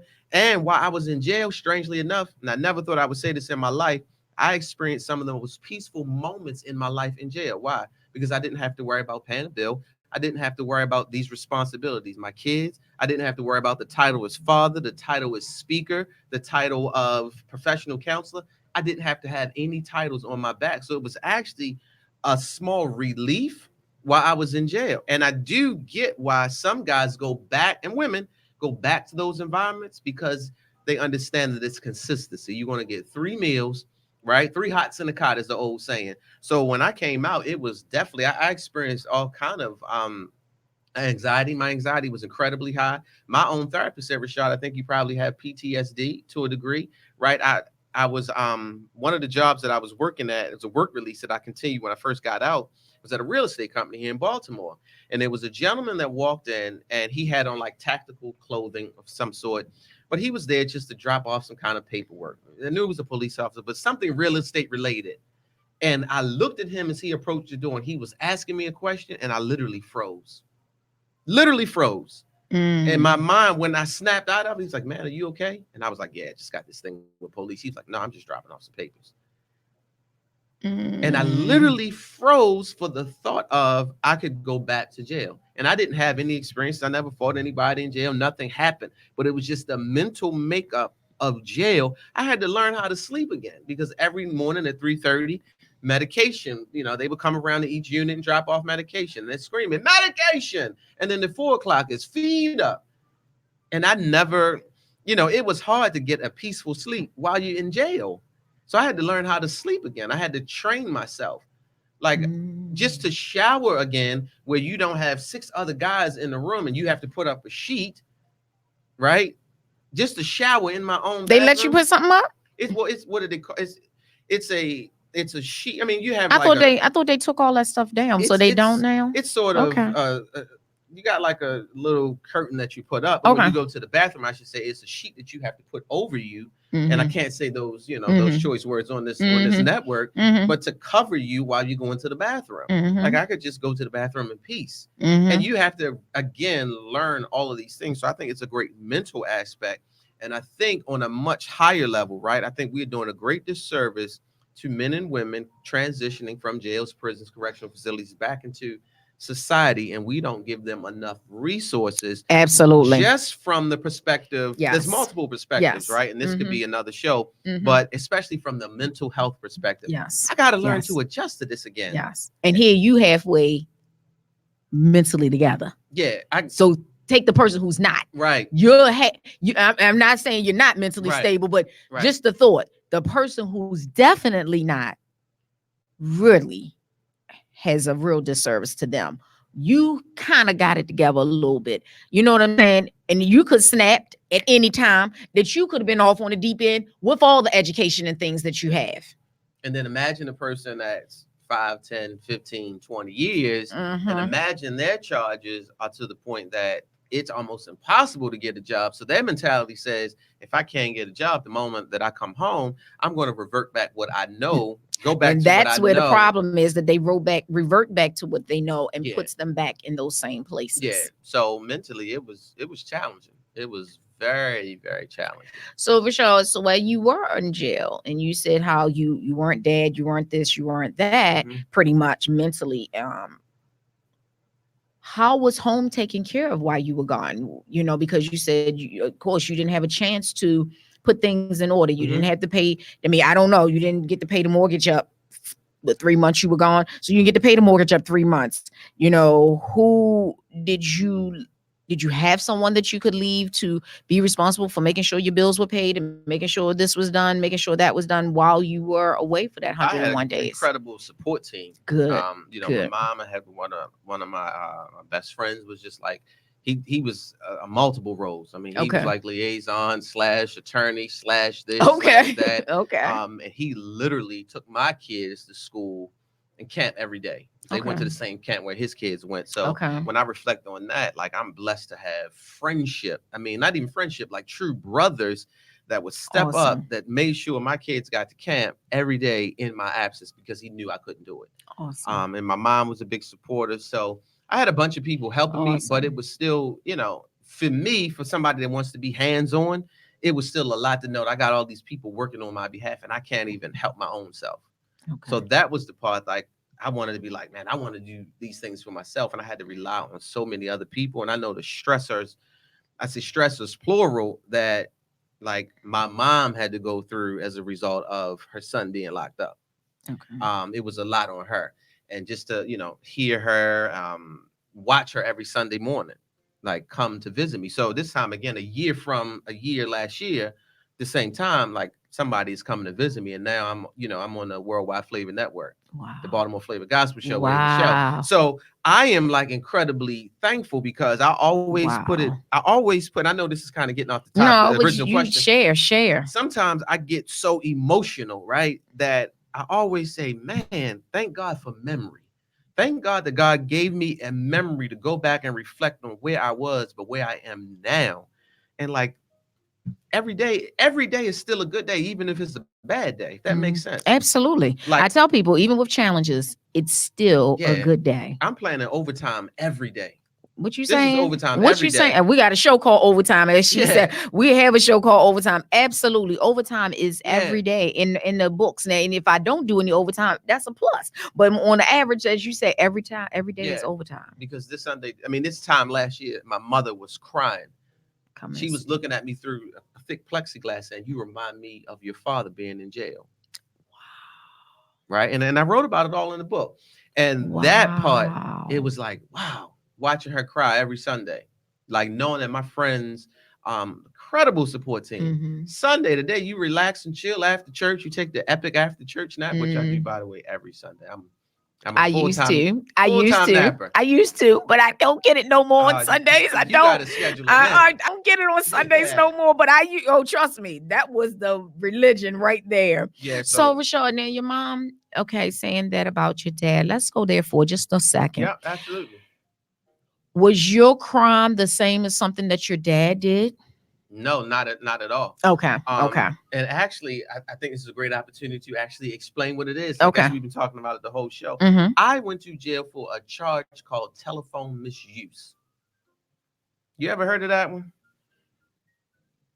Telephone misuse. You ever heard of that one? Okay.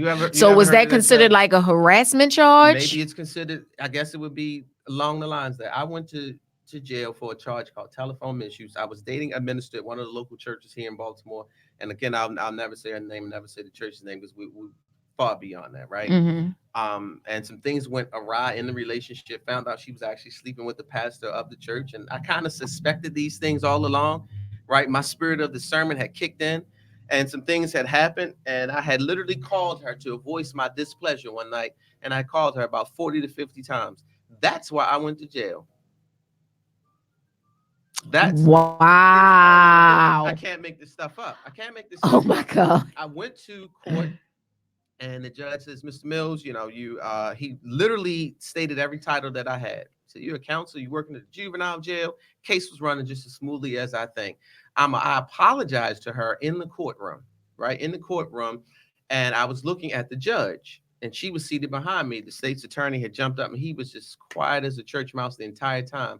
He said, Your Honor, if his apology was sincere, why did he didn't look at her? And the judge says, no, I totally understand why he didn't. Because of the nature of the case, he didn't want to turn his back to me.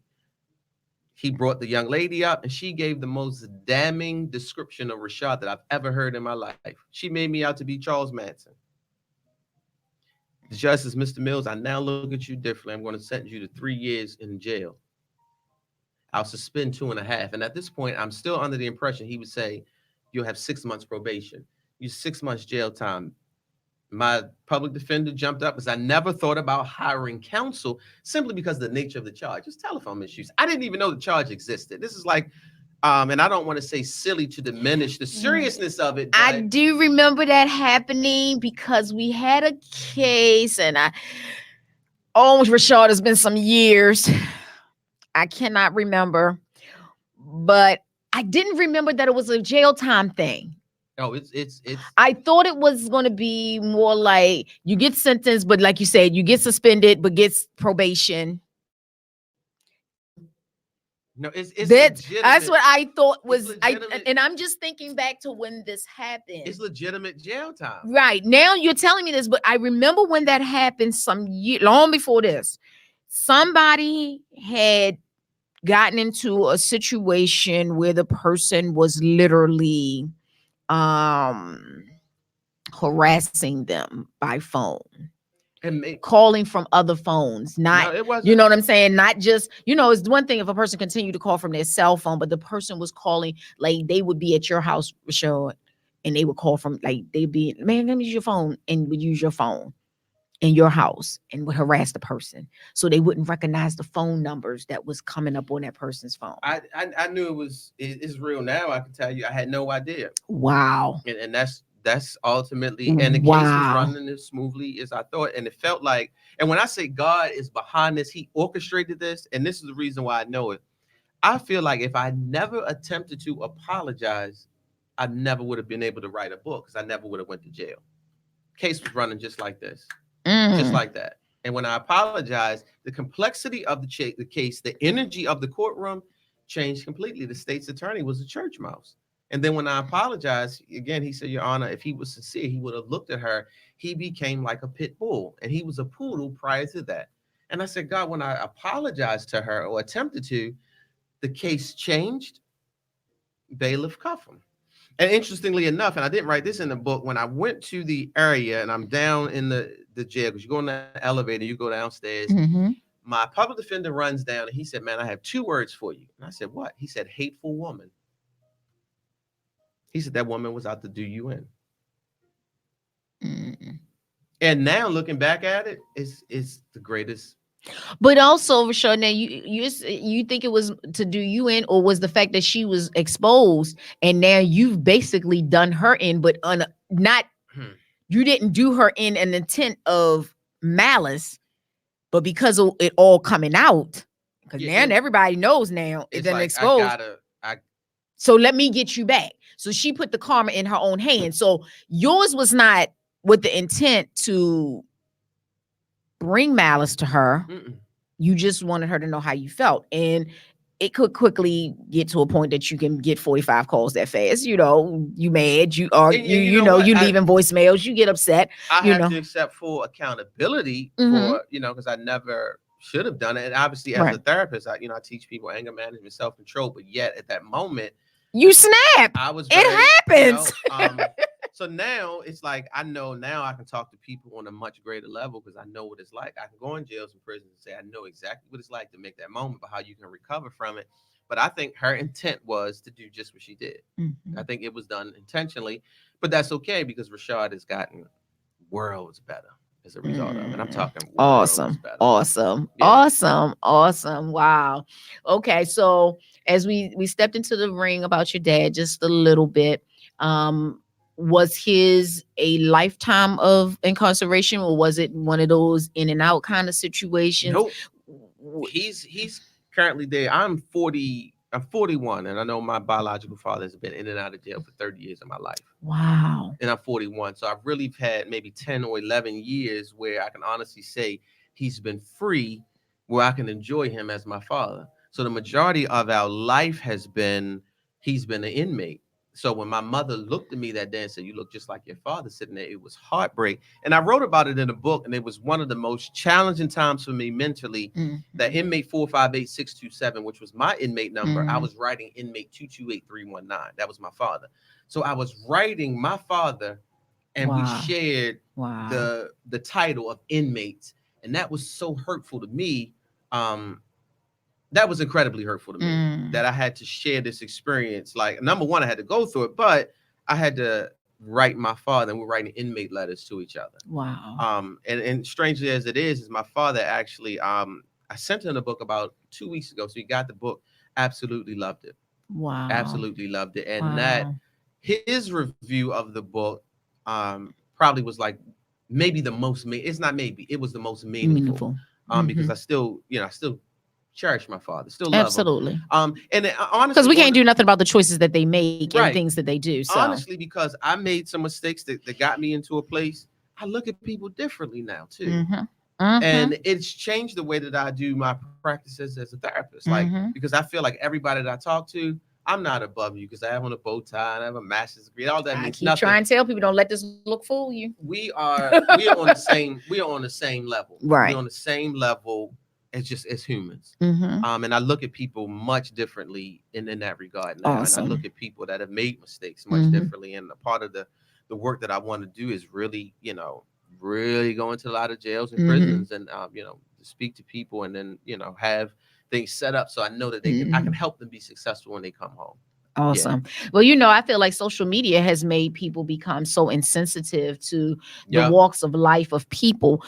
We have such an unforgiving heart on some people, and I feel like they use the social media as their backdrop because they'll hide behind it, but they will never say it in front of people's faces most of the time. And so we were so quick to want to condemn a person and see, like for me, Rashad, I'm one of them kind of people. I always, God, for some reason, makes me reflect that it could have been you. For whatever reason, God makes me think that when I hear certain things, Rashad, it makes me feel like that could have been me. And I think about that song, Thank You. I think it was Walter Hawkins and them that's saying it could have been you outdoors with no food, no clothes, those kind of things. I think about those types of gospel songs, and I think about the fact that I may not have ended up being a drug addict, been around a lot of it, but never was a drug addict myself. But when I look at the drug addicts in my family, he saved you. I look at the alcoholics in my family. He saved you. Oh, I know. Yeah. And still to this day, Rashad, like for me, when I am under a lot of stress, I make sure I stay away from alcohol. I stay away from, because I don't know what the trigger is. It's a disease and it's very heavy in my family on both sides.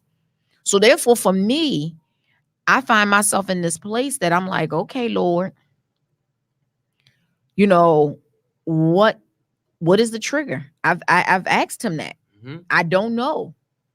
But I know that for me, I don't want something that I could try my best to avoid as much as possible. Because I just seeing what people go through, and I know that it could have been me in any of those situations. Any of that could have been me. I couldn't, like you said, you knew better. You was a therapist. You was this, that, and the other. My mother's a fraud investigator. She put many people in jail. But then you have family members that will go rob a bank, knowing what she do. Yeah. She in bank fraud. Why? knowing, you know what I'm saying? Knowing the possible consequences of it all. When you mentioned the alcohol, right? This is God is just incredibly good, right? And you really got me started this Sunday. Like I had a bout of being an alcoholic, battling alcoholism, right? Okay. So when I was in jail last year, I celebrated my 3rd year of sobriety. Awesome. Right. And I remember the devotional that I wrote. It was July 18th, 2018, my 3rd year. I wrote, celebrate my 3rd year of sobriety, right? And I used to rely on alcohol as the thing that made me feel good. Now I'm in a spot I can only rely on God. Awesome. So you talk about we serve a mighty God, like mighty. And the grandmothers in the church would say that back in the days, and I was like, why are they talking about this? But now I'm older, I really understand it, because even for a split second, I'm just be 100% honest with you. Even for a split second, I said, Rashad, you in jail and you've been sober for years, like, right? You could go home and have a drink. And I'm like, no, that's the devil talking to you. So somebody asked me, man, have you had a drink since this experience? I said, no, because I understand that was the devil still working and still trying to get me to fall all the way back. Yeah. Because, he can't come up with no new tricks. He can't come up with no new tricks. Yep. He only used what he can use that's already in us. And it's up to us to discern. Yep. Oh, am I going to go that way? Or am I going to go this way? And so I'm honestly, I'm so proud that you able to discern that moment, that you literally sat back and said, oh, absolutely not. Yeah. You know what I'm saying? And I'm not against people not drinking at all, but I just feel like when you recognize that there is an alcohol issue, get help, because it only goes one way or the other. Yeah.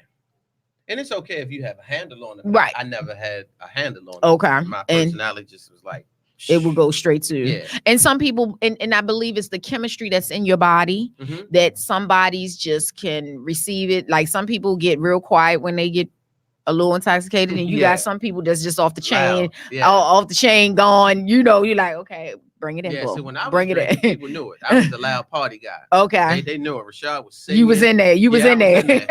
I never met a dance floor that I didn't wow. like. I was in there. Wow. Yeah. Wow. So let's get into the book now. Let's get into the book. Inmate 458627, a man's story of mental health, love, hurt, and healing.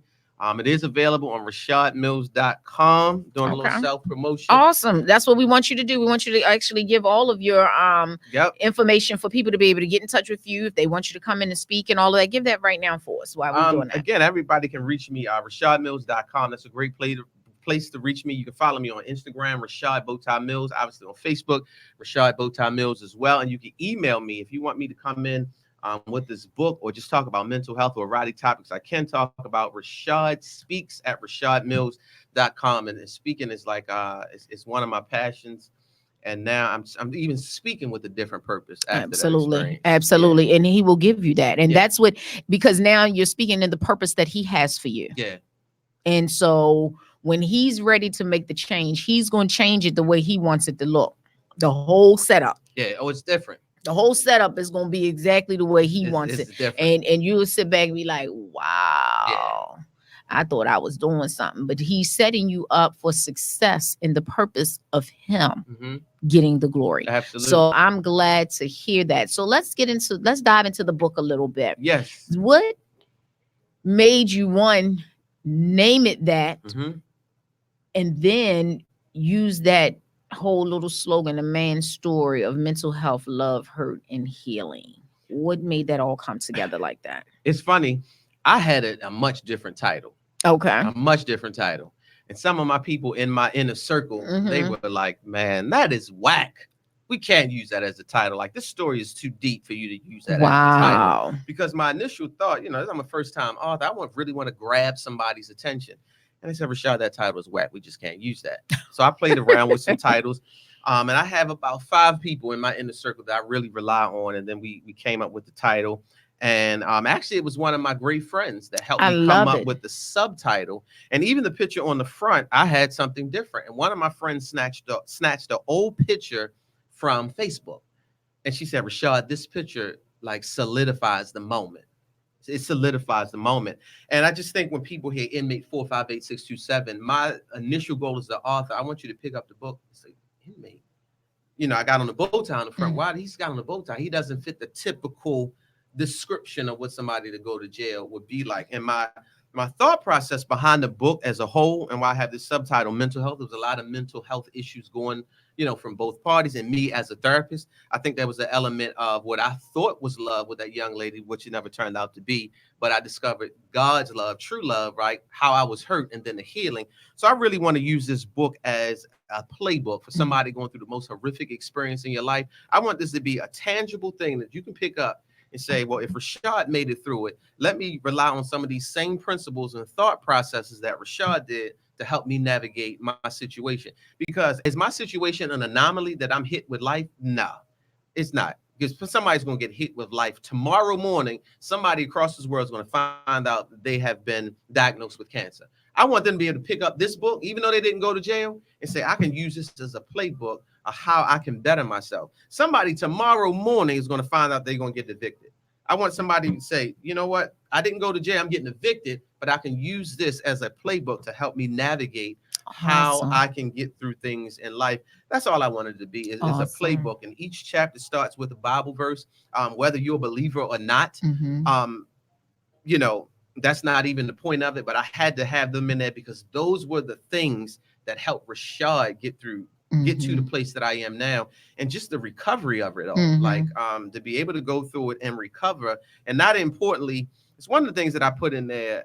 And I think I want everybody listening right now to take this. If they take nothing away from this, I want them to be able to take this, is that when you're going through quote unquote tragedy in your life, the worst moment of your life, something horrific, never say, why me, God? Because I did that for a while. Don't say, why me, God? I want you to change your thought process and your verbiage to say, what should I learn from this, God? And once I got to that place, hey, Michelle, it changed my whole mindset. It changed my whole jail cell. Because why me, God says, I don't trust you. Why not you? Yeah, why not me? Why not you?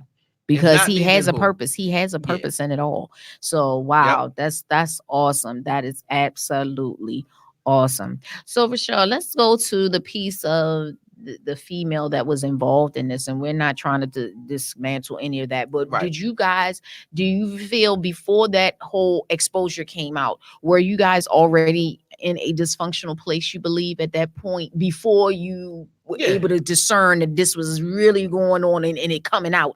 Were you guys already in a dysfunctional? That's a great question. Out of all the interviews I've done surrounding the book, it's the first time somebody's asked me. That's a great question. An emphatic yes.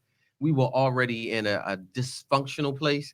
I'm sure she saw things that she didn't like. I saw things that I didn't like. But when you think you love somebody, but you don't even love yourself enough, you find yourself in toxic relationships because so much of your sense of self and sense of love is dependent upon somebody else. So, I mean, it was a perfect model of a codependent relationship. We were codependent on each other for different reasons, and we didn't even realize it. So as a result of, you know, being in a dysfunctional thing, this blew it up. I mean, this really blew it up. But when I sort of stepped back from it, I was like, Rashad, you were in a codependent relationship. So now I understand love from a much greater perspective. I understand relationships from a much greater perspective, but I understand Rashad from a much better perspective. And I began to, as we talked about it earlier, I had to look in the mirror and say, what is it about you that you stayed in a relationship that you knew it wasn't going nowhere? Like you knew this woman wasn't for you. Rashad, I've been speaking publicly on a public speaking circuit for 3 years strong, never been to one event. She's never been to one event. And Rashad, what is it about you that you thought something would change magically? So I had to start looking at myself. And I tell a lot of my clients this. I'd say I'm pulling out my little shovel. That means I'm digging. I had to pull out a little shovel and start digging and find some things that Rashad was always dependent on someone else to make him happy. And then when he got in the jail cell and developed a real relationship, with God, now I know who I'm dependent upon and what true love is. Oh, right there. Yeah. That's real right there. But I had, it's crazy because there's so many people in dysfunctional relationships. And then when things blow up, you're like, dang, how did it happen?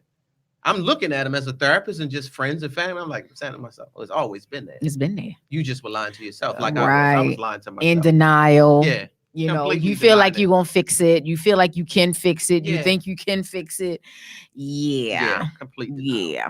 So that complete denial can be very challenging. And I try to encourage people, even myself. I'm not a licensed therapist, but when people come to you for, quote, talk time, I always tell them, reflect on you, look back at you first. Hmm. What could you have done differently? That's the magic question. And I asked myself that 1,000 times.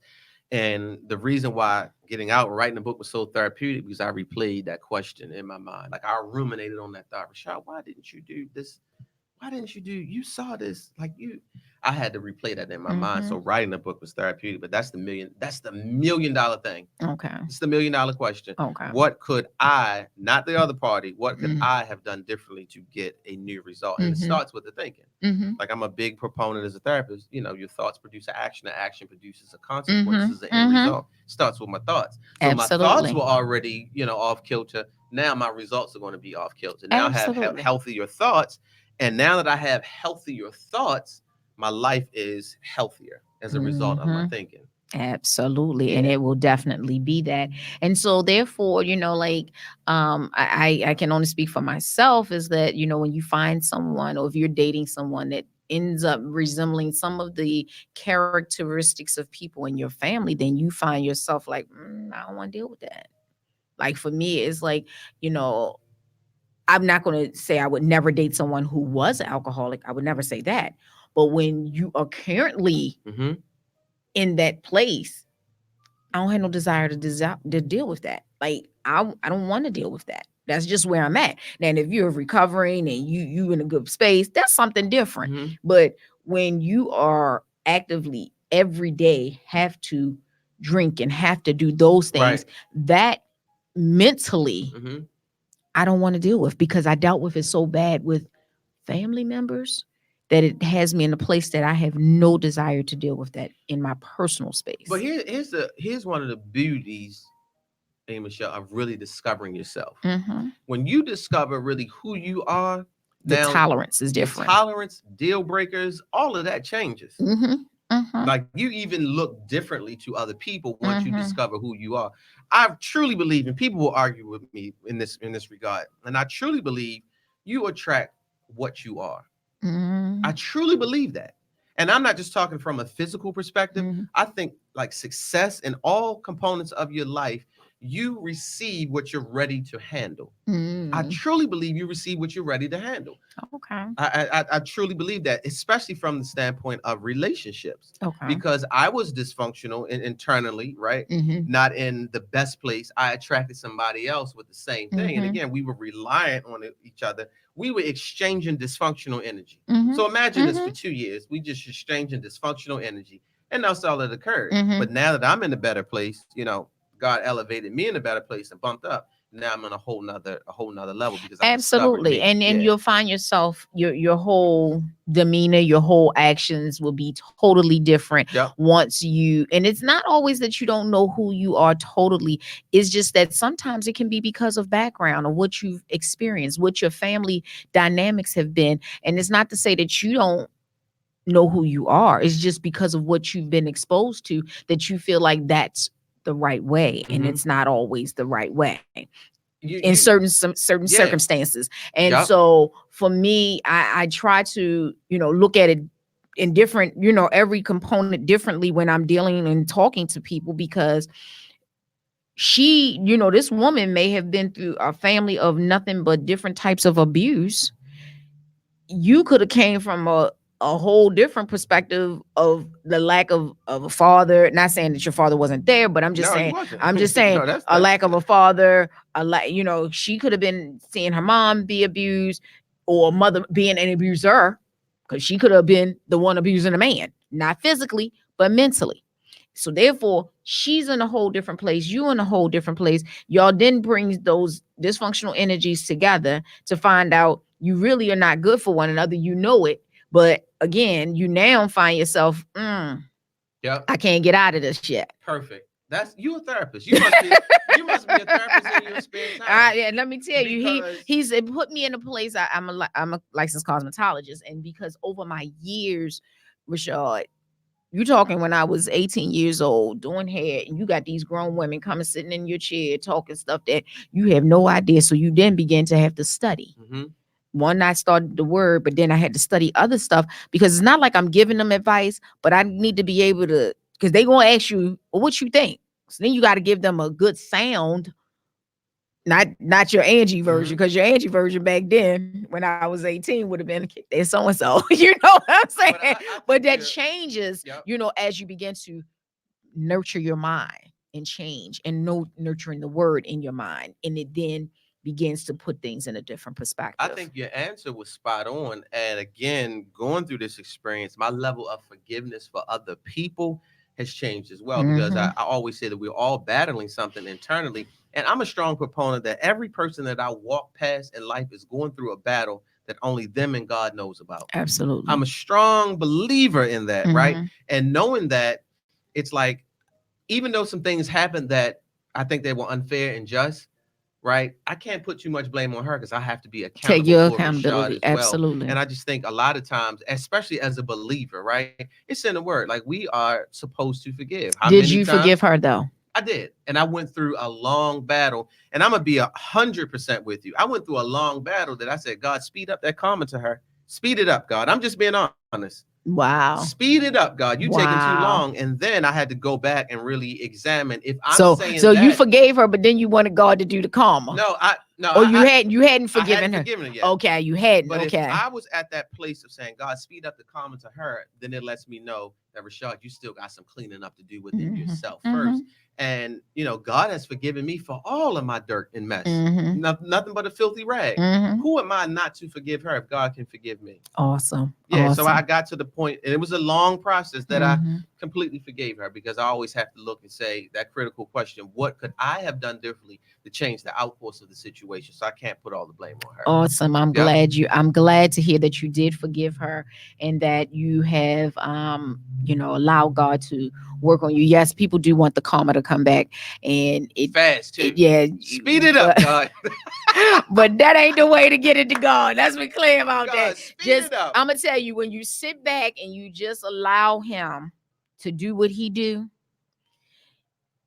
that thing, because for some people, karma come back real fast. You know how back in the day be like, okay, years down the road, that karma gonna come back. But now I've seen where God is like literally flipping it quick on some people's situations. Yeah. And so I'm glad to hear that you did forgive her, and that, you know, that you have moved forward. She's moving forward, and that I hope and pray that, you know, through that experience, not just for you, because yours, you know, came out with it's the outcome that God had for him to get what he needed in you, because now he needs you to be a voice for him. Absolutely. On a different level than the voice you had. I'm a male cheerleader for God now. Yeah, you know, Pom-poms and all. I know that's right. Cheerleader. I know, get the baton too. Yes, but I'm glad to hear that it's inspiring, and I hope that, you know, with that process, that you also forgave yourself. That's great. Because that's hard sometimes. Yeah, it's hard because you want to beat yourself up. Yes, you're asking what you could have done differently. You're asking this, you're asking that. But at the end of the day, what God wants is that we forgive others, but ultimately we have to forgive ourselves. I think it was harder to forgive myself than the other party. It was much harder. It was much harder because for a while, and I mentioned this in the book, that I actually felt like a fraud, because I'm a therapist, and I wasn't following my own advice. You know, I was working. Well, it's just like a pastor, and he's not always doing what he's supposed to do as well. Yeah. And as I tell anybody, y'all, you know, there are men and women before the call that God had given them. We can't do anything about the call that God has on their lives, but unfortunately they make choices that aren't always the most friendly in situations. So of course, God may have called you to be a therapist, but again, you're still a man first. So therefore, sometimes we will step out of the auspices of what God deems for us to be in order for us to make those situations the way that they are. And so, I'm glad you have forgiven yourself, because that is important. It's wonderful to forgive a person, but what's even more important is to forgive that person called you. Mm. And it's an incredible peace associated with it too. Mhm. That Yeah. peace that surpasses all understanding. Because when you forgive don't even yourself. realize you don't have no peace until you really, and sometimes some people don't realize you gotta ask God, give me forgiveness for me. Because God done already did his job. He already done forgave you. And we the ones kill ourselves with the unforgiveness of ourselves. Absolutely. So the healing process, what was some of the things that you did that helped you heal? Because you're not just healing from the love situation, the hurt, the mental health, you're healing from all of the process that you've had to endure from that situation, going to jail, first finding out what you found out, which you kind of already sensed. So now you're in that place. What was it that helped you heal this process to get you moving forward, that you didn't come out angry? Because you could have came out of jail angry. Even still, with all the reading and doing and writing and doing, you still could have came. Because once you come out of jail, it's different. See, when you're in jail, you're in one mental place, but then when you come out, you're in a whole different mental place. So you could have came out once you crossed that threshold to come out of jail. Now you all of it done hit you again. Now you're mad again because of what she did. What was your healing process? My healing process started with understanding that I'm grateful to have a second chance. Right. Another chance. Because he gave you a second chance a long time ago. Yeah. I like you used your second chance a long time ago. We all did. I'm using a bunch of them, right? So understanding that I had another chance was important for me.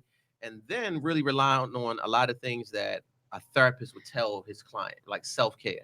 Like I really had to learn to take care of myself. And when I say take care of myself, whether that was like scheduling time for Rashad to just be by Rashad, whether that was time for saying, nah, I don't feel like going out, mentally, right? Physically, right? Getting back. I was in great shape while I was in jail, came out, and I think I ate everything that was moving. Wow. That was part of like the depression that I went through. I mean, Pepsi and cookies and cake, everything moving, getting back in shape, the physical component of it.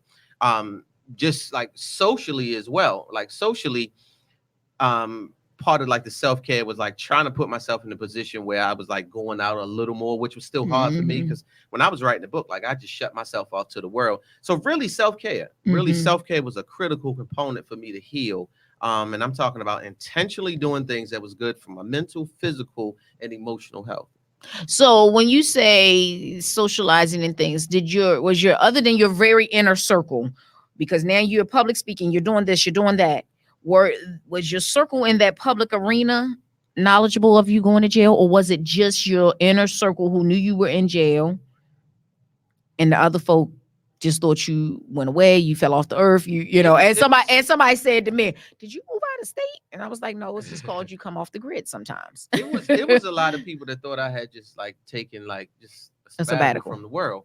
But one of the things that I sort of have wrestled with in this book is like, how would I tell people that I was gone and it wasn't for, I was just off social media, I had gone away to jail. And I was like, God wants me to be incredibly honest with everybody, because I think that people can heal from as a result of this book. Transparency is so important. Transparency is the word I'm looking for. And it was impossible for me to use this book as a testament of what God did in my life. And I'm kind of, man, this is really kind of dancing around it. No, I'm gonna hit the thing head on. I went to jail and I got dirty looks, and there was opportunities that I thought I would go speak at certain places. When they found out, I know people didn't call me back, and that's okay. But those opportunities weren't where I was supposed to be at from the beginning. Absolutely. So, I just hit it head on. I refused a lot of people about the process. And for a while, I'm gonna be honest, like it was, have you ever been to jail since I got out? If that question came up, for a while I hesitated. Now I was like an emphatic, yes, I have, and let me tell you why. Okay. It just changed completely, and it changed because I know that somebody can benefit from hearing my story, and I'm not going to walk around like the devil wants me to walk around shamed. Well, see, that's the the problem, the bondage of people today. And that's Yeah. why our society, part of, not all, but part of our society is the way that it is, because there is no transparency. We have more people wanting to be in bondage. We have families that are in bondage. We Yep. have families that continue to want to put things under the rug instead of being exposing. And I'm not saying, oh, you were supposed to run out here and just put everything on the platform, but we have to stop hiding and lying. You know, I grew up in what stays in, you know, what happens in the house stays in the house. And, you know, you end up taking a lot of that into your household, and it's not always healthy. You end up marrying that kind of environment that it's not healthy. Without because question. you know, when there's now a situation where somebody needs therapy, but because everybody is in this we got to keep it to ourselves kind of thing, don't nobody want to go therapy, don't nobody want to get no help, but this person needs some help. So now you find that person now, they're doing a whole bunch of drugs and alcohol because they never got help. And they're trying to cope with And they're trying to cope with it. So they use those mechanisms to cope with what they're dealing with, which is not healthy at all. At all. Yep. Transparency. That transparency is big. And I try to encourage people all the time to, you know, and I'm not saying, oh, you got to tell all your business and all that kind of stuff, but I'm just saying that it would be in your best interest for your family, your friends, whoever, know who you are. But more than anything is yourself accepting what you have to accept about yourself.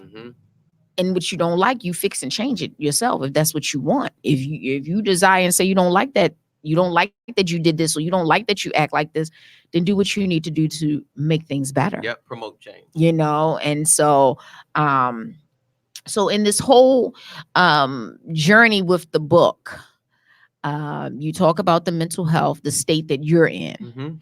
You talk about the love situation. You talk about the hurt. You talk about the healing. Is there room for this process to be not dealing with an inmate, but to journey on to the life after you have, or is that a part of the book where it's like, okay, I'm out, I done got myself together, but the new journey in life that you've acquired, is there room for a book for that type of environment? Absolutely. Okay. It sounds like you jockeying for position to be my agent, because you know exactly where I'm going with it. So wow. I think one of the great things about this book is I will give the reader my journey, you know, prior, obviously doing my time in jail, and then right up to the end. But then also, and whenever God places it on my heart, I think I want to do something about the continuation of the process. Like, what is that process now that I'm, you know, a year removed, that I'm, you know, having opportunities, I'm doing different things, and I want to continue on with that. Yeah. So because this book seems like something, and it doesn't have to be something long, but it sounds like something because of the subtitle, what it's about, and because you're a therapist. Is that something that you could possibly put into a play that could give people the hope of, you know, life and going in the directions, and, you know, you made that one mistake. Okay, it doesn't have to be that situation where yours was, but you made a mistake. You show a lot of different mistakes that you've made, and you end up in jail, and how you come out of jail and begin to work on being a better you. Is that open in your world for that? Incredibly open. Okay. And the reason why I say I'm open, I think I have heard play associated with this book, especially for the people that have actually read it over 100 times. Wow. And I think it's a matter of, you know, if God chooses that's the direction he wants to take it, and then if and when. But I've heard that, and I think, well, if he's put it in somebody's spirit 100 times, different people 100 times to have been put in the spirit, I believe he is. It's just a matter of, at sometimes, the exposure and the fact that he needs you to get the right connections with that. So so I'm definitely open to it. I'm Awesome. definitely open to it. I Awesome. think this could be one of those plays that you can leave, and again, regardless of your situation, you'll feel free in a sense, because I always believe, as I was writing this book, I always believe that every individual has been in jail in some form, and I don't mean that whether it's a physical, right, mental, absolutely, financial. I think absolutely, we've been, like, you know, in chains in some form or fashion, and I think this book is again that guide, that playbook, and I definitely think it could turn into a play. Wow. Because I'm just like, when I first saw the title way back, when I first saw it was earlier this year, I was like, man, that sounds like something serious, like a real serious situation. And just seeing the subtitle, that whole main story of mental health, love, hurt, and healing, sound like something that could be a play. But then I hold the whole thought of, because of how your life changed, I looked at other situations. So as you just said, a bondage or been in jail for your financials, meaning mentally in Yep. jail. Not always a physical, could be, but I'm speaking of the mental part, the actual physical parts that people have been in jail and come out in, and how their lives changed while they were in there, and how when they got out, how their lives began to even more evolve as they come out. Absolutely. So wow, that's awesome. That's awesome. And jail in this instance is just a synonym for meaning stuck.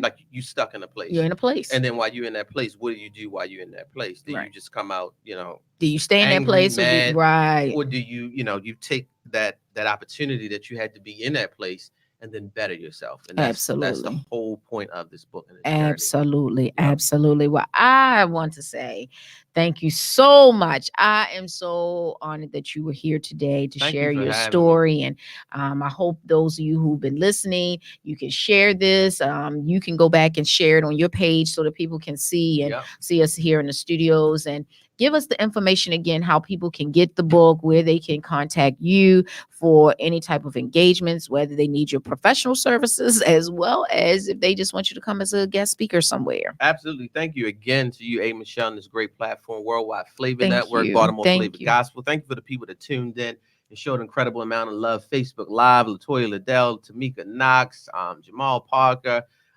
everybody, Nicole Tolliver, William Batts, Brian Melton, Awesome. Darren, and I just want to shout out every name. I'm so appreciative of you and your presence, Arthur, Keith Tripp, Larry Boyd, Deacon Fry, Jamel. Yes, if I missed names, please. Adam, my man, Shefty. If I missed any names, please charge it to my head and not my heart. But please go to RashadMills.com, RASHAD Mills, MILS.com.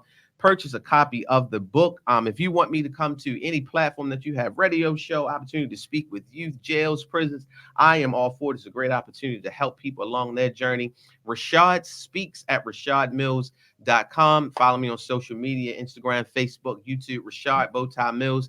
Inmate 458627, a man's story of mental health, love, hurt, and healing. Pick up your copy. And let me know what you think about the book. I'm always open to feedback. And again, thank you so much to you for this great opportunity and this platform. You. Absolutely. I just feel like your story is someone's hope.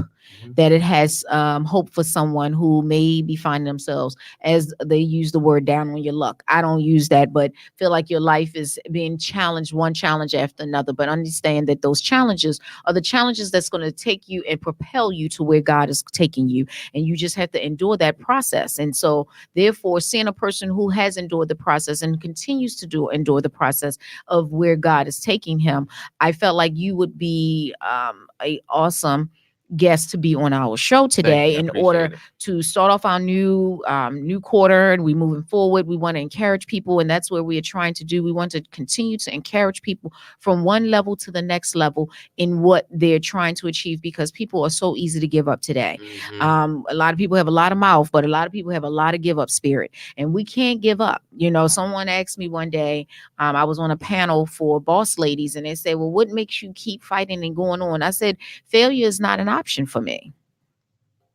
Regardless of what we may have to endure, it's not an option. So if it happens, you pick up the pieces, you figure it out. What could I have done differently? You do what you need to do to make the difference. And if the business doesn't work, you figure out what's going on, and you move forward. You make the change, and you figure it out. Yep. And that's a part of what life requires of us, to figure it all out. And so I thank you. Thank you again. I I appreciate thank it. you so much for being the person that you are, the transparency that you have impacted upon our community, and that you will continue to do, and allow God to continue to use you. And understand that we are men and women first. So God knows where we're going to fail. God knows where we're going to succeed in. And therefore, sometimes He has a purpose most of the time for when He brings those challenges in our lives. He already has the outcome. We just got to endure that process, even if we don't like it. Take it from one who lives it. I don't always like the process, but I do it. I do what I have to do. And I have faith, not just faith, but I have faith in God. Don't just have faith. You got to have faith in God. There's a difference in just having some faith and believing and hoping in something. But I have faith and my hope is in God in everything that I do. So I hope today's show has been a blessing to you. If you're looking to have your own radio show, here, come join us on the Worldwide Flavor Network. We're looking for wonderful new platforms. There's never too many shows here on the station. So therefore, if you're looking to hang out with some good folk, good station, come and join us here. We would love to have you. We have a new show starting on Tuesday, a sports show called Post, The Post, sports position, something. I can't even remember the whole name of it. But join us here on Tuesday at 7 o'clock for the new sports show. And as you can go to our website, www.worldwideflavornetwork.com, you can look at all of the shows. You can listen to the previous shows, but you can also check out some of our current shows. And of course, we have Mixcloud where you can go back and listen at any time of the day or night. Our station is a 24 hours a day radio station, so you can listen to music all day long while you're sitting at your desk, and you can listen to our talk shows that we have in the evening. We hope to get some news talk shows during the day. So again, we're looking for new shows. Thank you very much, and you have a great and wonderful day. Diva Talk is at 2 p.m. today, 2 to 4, and Troy Jones will be the guest on there. So please join us at 2 o'clock again for Diva Talk, Real Talk with Diva Nay. And just know that I love you, but God loves you better than I could. Have a blessed and wonderful week. Bye. That was awesome. Absolutely awesome. I appreciate you. Oh, thank you. I appreciate you. Thank you, Appreciate you. I appreciate you. Truly. Time flies. Oh my God. I be telling people, they be sitting up here saying, I don't see if I'm gonna talk for no 2 hours. I'll be like, baby, that 2 hours go by so fast. You gonna look up and you be like, It's over already. It's over. Yeah, it's over, baby. It's over. Yeah, this is a nice setup you have here. Thank you.